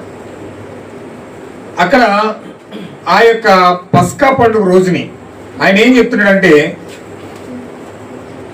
12వ వచనంలో 11వ వచనం చదవండి. మీరు దాన్ని తినవలసిన విధమేమనగా మీ నడుము కట్టుకొని మీ చెప్పులు తొడుక్కొని మీ కర్రలు చేత పట్టుకొని త్వరపడుచు దాన్ని తినవలెను. అది యెహోవాకు ఏం బలండి? అంటే ఇది మనం ఇప్పుడు చేసేది పస్కా బలి. ప్రభురాత్రి భోజనం అంటే అర్థం ఏంటండి? పస్కా బలి. ఇప్పుడు దాన్ని మనం ఎలా తీసుకోవాలంటే ఎలా పెడితే అలా తీసేసుకునేది కాదు. దానికి ఒక నియమాన్ని పెడుతున్నాడు దేవుడు. దానికి ఒక నియమాన్ని, ఒక చట్టాన్ని దేవుడు పెడతా ఉన్నాడు. ఎలా పెడుతున్నాడు అంటే దాన్ని తినవలసిన విధం ఏమనగా నడుము కట్టుకొని చెప్పులు నడుము కట్టుకొని చెప్పులు తొడుక్కొని అదనమాట. నడుము అనగా వెన్నెముక, వెన్నెముక అనగా ప్రార్థన, ప్రార్థన అనగా పశ్చాత్తాపంతో కూడిన ప్రార్థన పట్టుకొని తర్వాత చెప్పులు అనగా దేవుడు అన్నాడు ఈ కాలం యొక్క ప్రవక్త ద్వారా సువార్త అన్నాడు. ఏంటండి అది? సువార్తను ప్రకటించు వారి పాదములు సుందరములు అన్నాడు. అంటే చెప్పులు తొడుక్కోవడం అంటే అదేమిటంటే పాదాలకి సువార్తను కలిగి ఉండడం, ప్రార్థన కలిగి సువార్త కలిగి కర్ర అనగా వాక్యం అన్నది. కర్ర ఏంటండి? వాక్యం. ఇప్పుడు వాక్యము, సంపూర్ణ వాక్యము మన జీవితాల్లో నెరవేర్చి తర్వాత త్వరపడుచు దాన్ని తినవాలి. అంటే ప్రభురాత్రి భోజనం తీసుకోవడానికి అర్హత ఏమిటంటే ఒకటి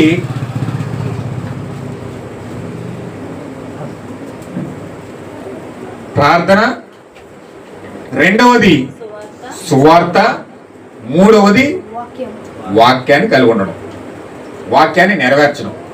ఎప్పుడైతే వాక్యాన్ని నెరవేర్చి సువార్తను చెబుతూ ప్రార్థన కలిగి ఎవరైతే వారి జీవితాల్లో ముందుకు వస్తా ఉన్నారో వారికి దేవుడు మెల్కీసెదెకుగా దిగి వచ్చి ప్రభురాత్రి భోజనిస్తా ఉన్నాడు. హల్లెలూయా. అందుకే అబ్రహాము మెల్కీసెదెకు అబ్రహాం ఎందుకు కలుసుకున్నాడంటే అతని జీవితంలో లోతు కొరకు ప్రార్థించాడు. అబ్రహాంని దేవుడు మెల్కీసెదెకుగా ఎందుకు కలుసుకున్నాడంటే అబ్రహాం మొదటిగా ప్రార్థించాడు దేవుడి దగ్గర. అబ్రహామా, నీకు దాయకుండా నేను ఏమైనా ఉంటానా? అదిగో సొదొమ పట్టణం నేను కాల్చిపోతా ఉన్నానని చెప్పాడు దేవుడు. అబ్రహాం వెంటనే మోకాలు వేసేసాడు. మోకాలు వేసేసి, ప్రభువా అక్కడ కనీసం ఒక 50 మంది ఉంటే రక్షిస్తావా అంటున్నాడు. లేకపోతే 45 మంది ఉంటే రక్షిస్తావా? లేకపోతే 35 మంది ఉంటే, 30 మంది ఉంటే, 25 మంది ఉంటే, 20 మంది ఉంటే, 15 మంది ఉంటే, 10 మంది ఉంటే, 5 మంది ఉంటే, 50 మంది కానీ మొదటి 5 మంది కూడా వచ్చేసాడు. హల్లెలూయా. అంటే ప్రార్థన ఎంత రిక్వెస్టబుల్ గా, హంబుల్ గా, ఎంత దీనత్వంతో అతను ప్రార్థిస్తున్నాడంటే అతనికి ఆత్మలను రక్షించాలనే ఒక తీవ్రమైన ఉత్కంఠతో కూడిన ప్రార్థన అబ్రహాం చేస్తున్నాడు. అంటే నువ్వు ఎప్పుడైతే నశించిపోయిన ఆత్మల కొరకు నువ్వు ప్రార్థిస్తావో సువార్తను ప్రకటించడానికి నశించిపోయిన ఆత్మల కోసం నువ్వు ప్రార్థిస్తావో ఆ ప్రార్థన ద్వారా దేవుడు నీకు ప్రభురాత్రి భోజనం ఇస్తా ఉన్నాడు. దేవుని నామమునకు మహిమ కలుగును గాక. ప్రభురాత్రి భోజనం తీసుకోవడానికి మొట్టమొదటి అర్హత ఏమిటంటే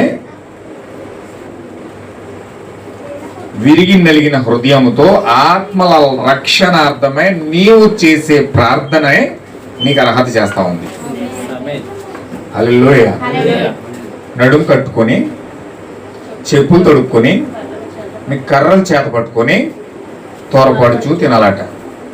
అంటే ప్రార్థన కలిగి ఆత్మల రక్షణార్థమై ప్రార్థిస్తూ సువార్త చెబుతూ వాక్యమును కలిగి మనం ఎప్పుడైతే ముందుకెళ్తున్నామో ప్రభురాత్రి భోజనం తీసుకోవడానికి పస్కా పండుగ చేయడానికి వ్యక్తి అర్హత అవుతాడు.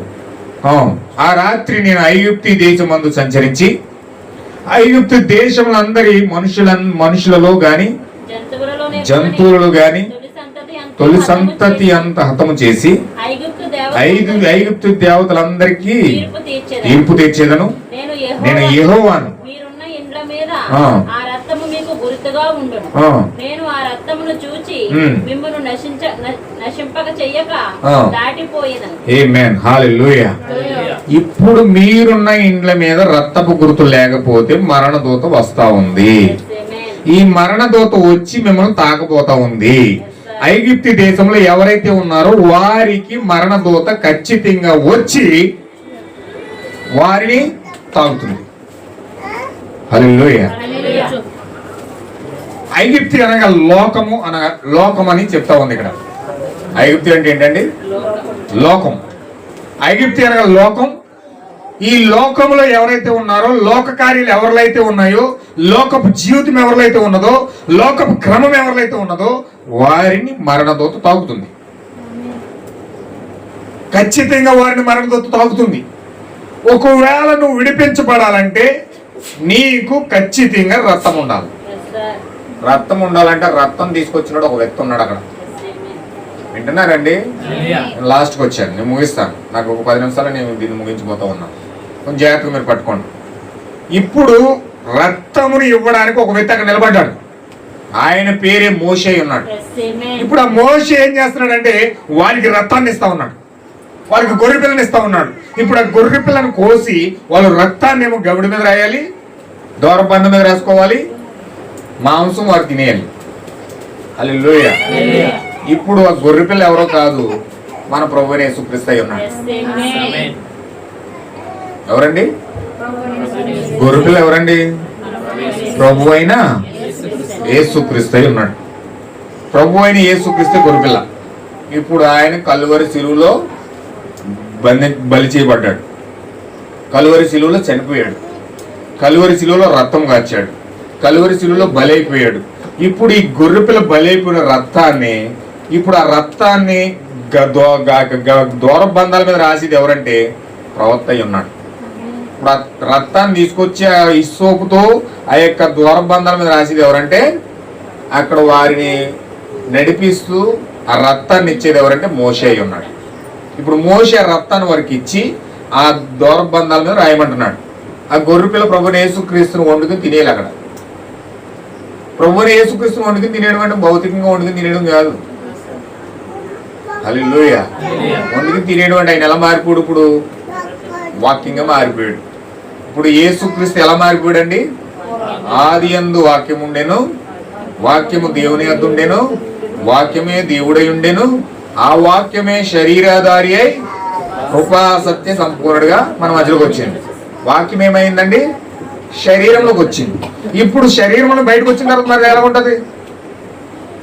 శరీరంలోకి వచ్చినప్పుడు అది శరీరంగా కనపడ్డాడు. మరి అది శరీరంలో వాక్యం బయటకు వచ్చేస్తే మరలా వాక్యంగానే ఉన్నాడు. వాక్యమే దేవుడు. ఇప్పుడు అది ఒకనప్పుడు 2000 సంవత్సరాల క్రితం శరీరం అయింది. ఇప్పుడు ఆయన శరీరంలో నుంచి మళ్ళీ బయటకు వచ్చి వాక్యం అయ్యాడు. ఇప్పుడు ఆయన ఎలా ఉన్నాడంటే వాక్యంగా ఉన్నాడు. ఇప్పుడు వాక్యమే దేవుడు కనుక, వాక్యమే యేసుక్రీస్తు కనుక ఇప్పుడు ఈ వాక్యము నీ హృదయం అనే ద్వారం మీద రాయాలి. ఎక్కడ రాయాలండి? వాక్యము నీ హృదయం అనే ద్వారం మీద రాయాలి.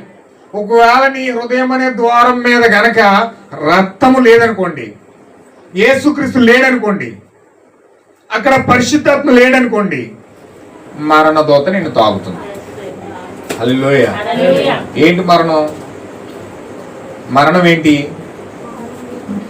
మరణం ఏంటండి? తప్పుడు బోధ, తప్పుడు పునాది. దేవుడు వేయలేని ఏ పునాది అయితే ఉన్నదో అదే మరణం. ఆ మరణం వచ్చి, ఆ తప్పుడు బోధ వచ్చి నేను తాగుతుంది, నువ్వు బలైపోతావు. హల్లెలూయా. ఇక్కడ దేవుడు పస్కా పండుగ ఇచ్చాడు వారికి. ఆ పస్కా పండుగ, అక్కడ పస్కా పండుగ ఎలా జరుగుతుందంటే, ఆ యొక్క రాత్రి ఐగుప్తు దేశం అందు అక్కడ ఏం జరుగుతుందండి? మనుషుల్లో గాని జంతువుల్లో గాని తొలి సంతతి అంతయు హతము చేసి ఐగుప్తు దేశం అందరికి తీర్పు తీర్చేదను. నేను యెహోవాను, మీరున్న ఇండ్ల మీద ఆ రక్తం మీకు గుర్తుగా ఉండును. నేను ఆ రక్తమును చూసి మిమ్మను నశింపక దాటిపోయేదను. నేను ఐగుప్తు దేశంలో పాడు చేయుచుండగా మిమ్మును సంహరించుటకు తెగులు మీ మీదకి రాదు. కాబట్టి ఈ దినము మీకు జ్ఞాపకార్థమైనదగును. మీరు యెహోవాకు పండుగగా దాన్ని ఆచరించవలెను. తరతరములకు నిత్యమైన కట్టడగా దాన్ని ఆచరించవలెను. అదనమాట. అంటే తరతరాలకి కూడా ఇది ఒక నిత్యమైన కట్టడగా దేవుడు మనకి ఇచ్చాడు. అంటే ఇది ప్రభురాత్రి భోజనం అనేది ఒక కట్టడ కాదండి, దేవుడు ఇచ్చిన కట్టడ కాదా? దీని నియమం ప్రకారం మనం చెయ్యాలవుద్దండి. దేవుడు ఇచ్చిన తరతరాలకి ఇచ్చిన కట్టడి ఇది. దీని నియమం ప్రకారంగా ప్రభురాత్రి భోజనం ఎప్పుడు చేస్తున్నారు నల్లు? చూడండి, మనకి ఎప్పుడు కనపడుతుంది అక్కడ? 12వ అధ్యాయము 7వ వచనంలో కనపడుతుంది. చూడండి, 12వ అధ్యాయము 7వ వచనం. ఈ నెల 14వ దినం వరకు మీరు దాన్ని ఉంచుకొనవలెను. ఇశ్రాయేలు సమాజపు వారందరూ తమ తమ కూటములో సాయంకాలం మందు చంపాలని. ఎప్పుడు చంపాలండి? మిట్ట మధ్యాహ్నమా? వాళ్ళ ఇష్టం వచ్చినట్టు చేసేసుకోవాలి. ఇది దేవుడు ఒక నియమాన్ని ఇచ్చాడు. సాయంకాలం మందు దాన్ని చంపి దాన్ని రక్తాన్ని తీసుకుని హృదయం అనే ద్వారబంధం మీద రాసుకోవాలి. ఇక్కడ భౌతికంగా వారు హృదయ కనపడుతున్న ద్వారాల మీద రాసుకున్నారు, మనకైతే హృదయం అనే ద్వారం మీద రాసుకోవాలి. హల్లెలూయా.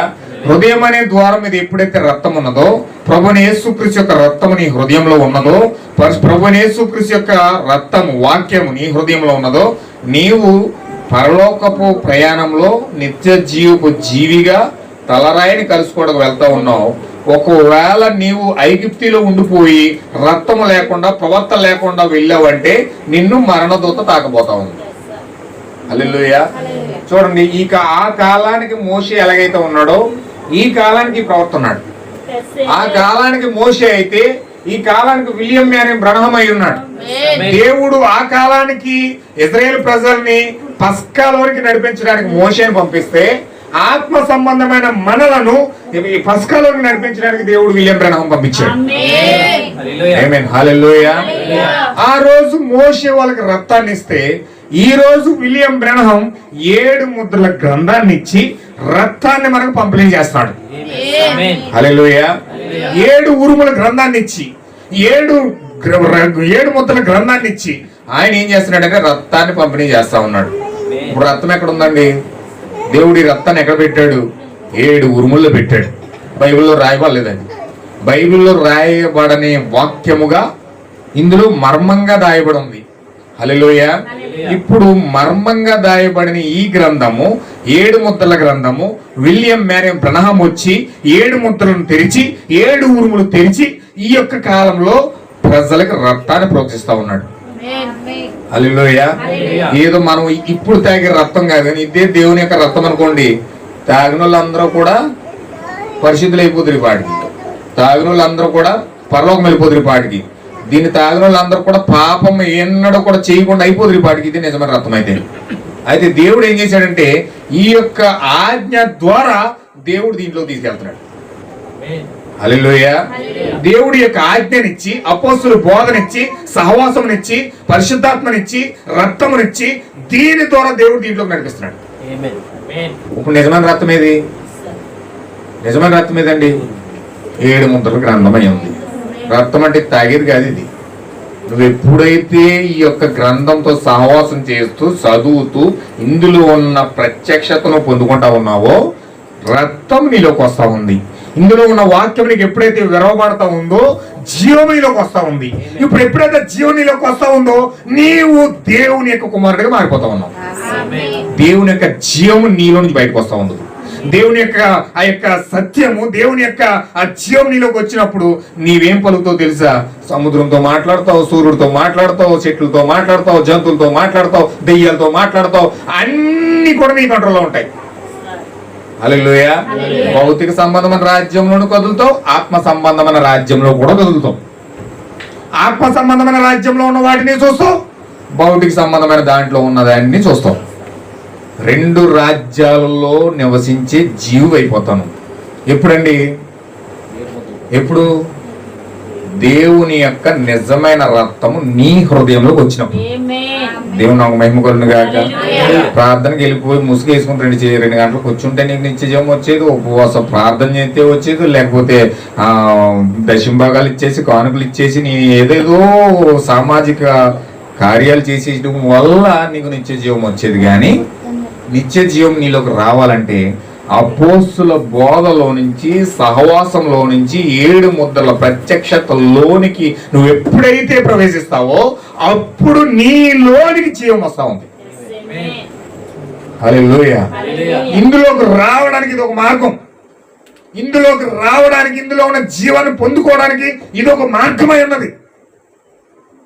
అపోస్తుల బోధల్లో నుంచి యేసుక్రీస్తు బాప్తిజం పొంది ప్రభురాత్రి భోజనం చేసి పాద పరిచర్య చేసి దాని నెక్స్ట్ స్టెప్ సహవాసం చేస్తా ఉన్నాం. ఏదైనా తోటలోకి వెళ్ళిపోతా ఉన్నాం. ఈ సహవాసంలో నుంచి నీ స్థానంలోకి వెళ్ళిపోతా ఉన్నాం. అందులో నుంచి ప్రార్థన ద్వారా దేవుని సన్నిధిలోకి వెళ్ళిపోతా ఉన్నాం. హల్లెలూయా.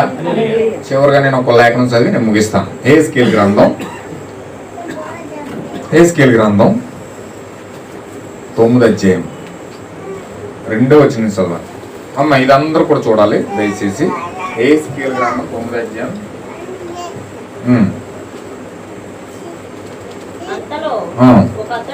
ఒకతడు తాను హతము చెయ్యు ఆయుధములు చేత పట్టుకొని ఉత్తర దిక్కునున్న పైగవిని మార్గముగా ఆరుగురు మనుషులు వచ్చిచుండిరి. వారి మధ్య ఒకడు అవిసె నారబట్టలు ధరించుకొని, ఇతను 7వవాడు. 6 మనుషులు ఏమో వచ్చేసారు. ఇప్పుడు 7వవాడు వస్తున్నాడు. అవిసె నారబట్ట కట్టుకుని, నడుమునకు లేపుకుని, సిరాబుడ్డి కట్టుకొని వారు ఆలయమున ప్రవేశించి. ఇది ఎలాంటి కాలం అంటే చూడండి, 6 వచ్చేసారు. అక్కడ 6 అయిపోయారు. ఇప్పుడు 7వవాడు వస్తున్నాడు సిరాబుడ్డు కట్టుకుని. 6 సంఘ కాలంలో 6 అయిపోయారు. ఇప్పుడు 7వవాడు వచ్చాడు సిరాబుడ్డు కట్టుకుని. ఆలయంలో ప్రవేశించి నిలిచి ఇశ్రాయేలుల దేవుని మహిమ తాను కెరూబుపై నుండి దిగి మందిరపు గడప దగ్గరకు వచ్చి నిలిచి అవిసె నారబట్ట ధరించుకొని లేఖనకు సిరాబుడి నడుమునకు కట్టుకొని వారిని పిలువగా యెహోవా యెరూషలేమును ఆ పట్టణంలో ప్రవేశించి చుట్టూ తిరిగి దానిలో జరిగిన హేయ కృత్యముల గురించి మూర్ఖులుడుచు. 2 యెరూషలేములు ఉన్నాయి.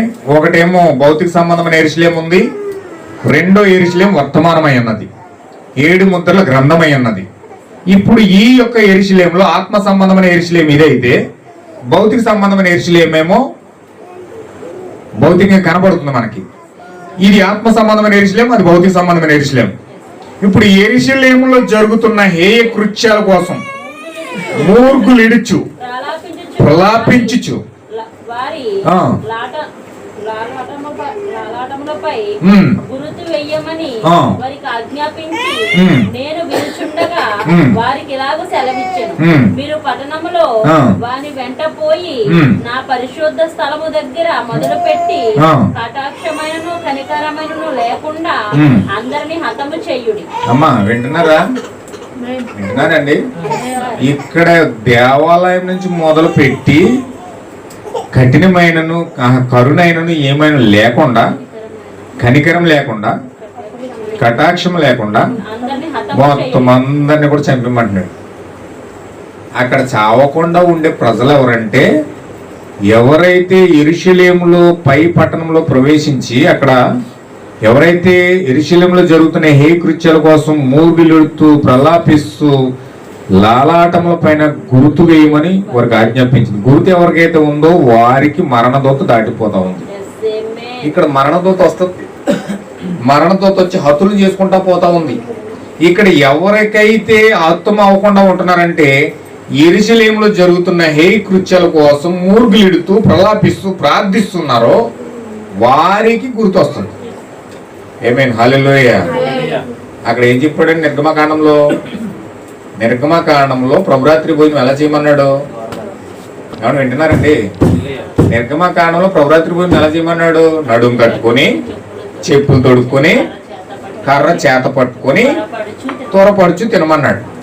నడుము అంటే చెప్పాను మీకు, ఏంటది? ప్రార్థన, వెన్నెముక అయి ఉన్నది. వెన్నెముక ప్రార్థన. ఇప్పుడు ఎవరైతే ప్రార్థన కలిగి యెరూషలేములో జరుగుతున్న హేయ కృత్యాల కోసం మొరపెడుతూ ఎవరైతే ప్రార్థిస్తున్నారో, రెండోది చెప్పులు తొడుక్కొని సువార్త ఎవరైతే ప్రకటిస్తున్నారో, మూడోది వాక్యము, కర్ర, వాక్యము పట్టుకొని, నిజమైన వాక్యాన్ని పట్టుకొని సువార్త ప్రకటిస్తూ ఎవరైతే ప్రార్థిస్తున్నారో వారికి గుర్తు వస్తా ఉంది. అదే సేమ్ హెస్కేల్ ఇక్కడ మాట్లాడుతూ ఉన్నాడు. ఎవరైతే యెరూషలేములో జరుగుతున్న హేయ కృత్యాల కోసం ప్రార్థిస్తూ మొరపెడుతూ ప్రలాపిస్తూ ఉన్నారో వారికి నసట పైన గుర్తు ఏమంటున్నాడు. ఎవరైతే గుర్తు పొందుకుంటున్నారో దేవాలయంలో మొదలుపెట్టి ప్రతి ఒక్కరిని హతులు చేసేస్తున్నారని గుర్తున్న వాళ్ళు చనిపోవట్లేదు. అంటే ఇది 7వ సంఘ కాలంలో శరాబోడు తగిలించుకుని వచ్చి గుర్తు వేస్తున్నాడు. అంటే ఇది గుర్తు పొందుకునే టైం. ఇది ఏంటంటే ఇది మనము హృదయంలో గుర్తు పొందుకునే టైం, టోకెన్ పొందుకునే టైం. ఈ టోకెన్ అంటే గుర్తు పొందుకునే టైం. ఇది కనుక దేవుడు ఈ సమయం మనకు గుర్తిస్తా ఉన్నాడు కాబట్టి, 7 ముద్రల ప్రత్యక్షత ద్వారా దేవుడు మనకు గుర్తిస్తా ఉన్నాడు కాబట్టి, ఆ ప్రత్యక్షత మనం ఎప్పుడైతే పొందుకుంటా ఉన్నామో, ఆ జీవం ఎప్పుడైతే మనం పొందుకుంటున్నామో దాని ద్వారా మన మీదకి ఒక గుర్తు వస్తా ఉంది. ఏమొస్తుందండి? ఏంట గుర్తు? అండి?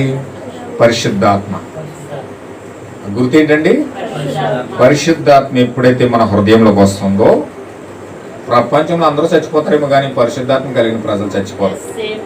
ఎందుకంటే వాళ్ళు రూపాంతరపరచబడి క్షయత అక్షయతగా మార్చుకొని ఈ శరీరము అక్షయ శరీరముగా మారి మధ్యాకాశంలోకి వెళ్ళడానికి దేవుడు 7 ఊరుముల శక్తి పంపించాడు. హల్లెలూయా. దేవుడు 7 ఊరుముల శక్తి పంపించాడు కాబట్టి 7 ఊరుముల శక్తి ద్వారా మనం రూపాంతరం పరచబడి గుర్తు పొందుకొని పరిశుద్ధాత్మ బాప్తిజం పొందుకొని మధ్యాకాశంలోకి వెళ్ళడానికి దేవుడు ద్వారం తెరిచాడు. 7వ దూత ద్వారా సిరాబొడ్డు తగిలించుకుని వచ్చిన సన్నపు నార బట్టలు కట్టుకుని వచ్చిన వ్యక్తి ద్వారా. హల్లెలూయా. మోషే ద్వారా ఒక మరణదూత దాటిపోతే ఈరోజు విలియం బ్రనహం ద్వారా ఈరోజు అన్యజనులమైన మన మీద మరణదూత దాటిపోతా ఉంది. మరణదూతను దాటుకుని దారి ఏదైనా ఉన్నదంటే అది 7 ముద్రల ద్వారా. హల్లెలూయా. 7 ముద్రలు మనం ఎప్పుడైతే పొందుకుంటామో, అందులో ఉన్న జీవం ఎప్పుడైతే పొందుకుంటామో మనము మరణదూతను దాటిపోతున్నాం. అది వినడానికి చెప్పడానికి చాలా తేలిగ్గా ఉంటుంది కానీ దాన్ని ఒక్కసారి అనుభవించి చూడండి, దాన్ని ఒక్కసారి పొందుకొని చూడండి. దేవుడు దాన్ని మీరు ఎప్పుడైతే యెరూషలేములో జరుగుతున్న హేయ కృత్యాల కోసం ప్రార్థించి సువార్త ప్రకటించి దాని కొరకు నిలబడి చూడండి, దేవుడు మీ జీవితాన్ని ఏ విధంగా ముందు తీసుకెళ్తాడో మీ జీవితాల ద్వారా మీరే చూస్తారు.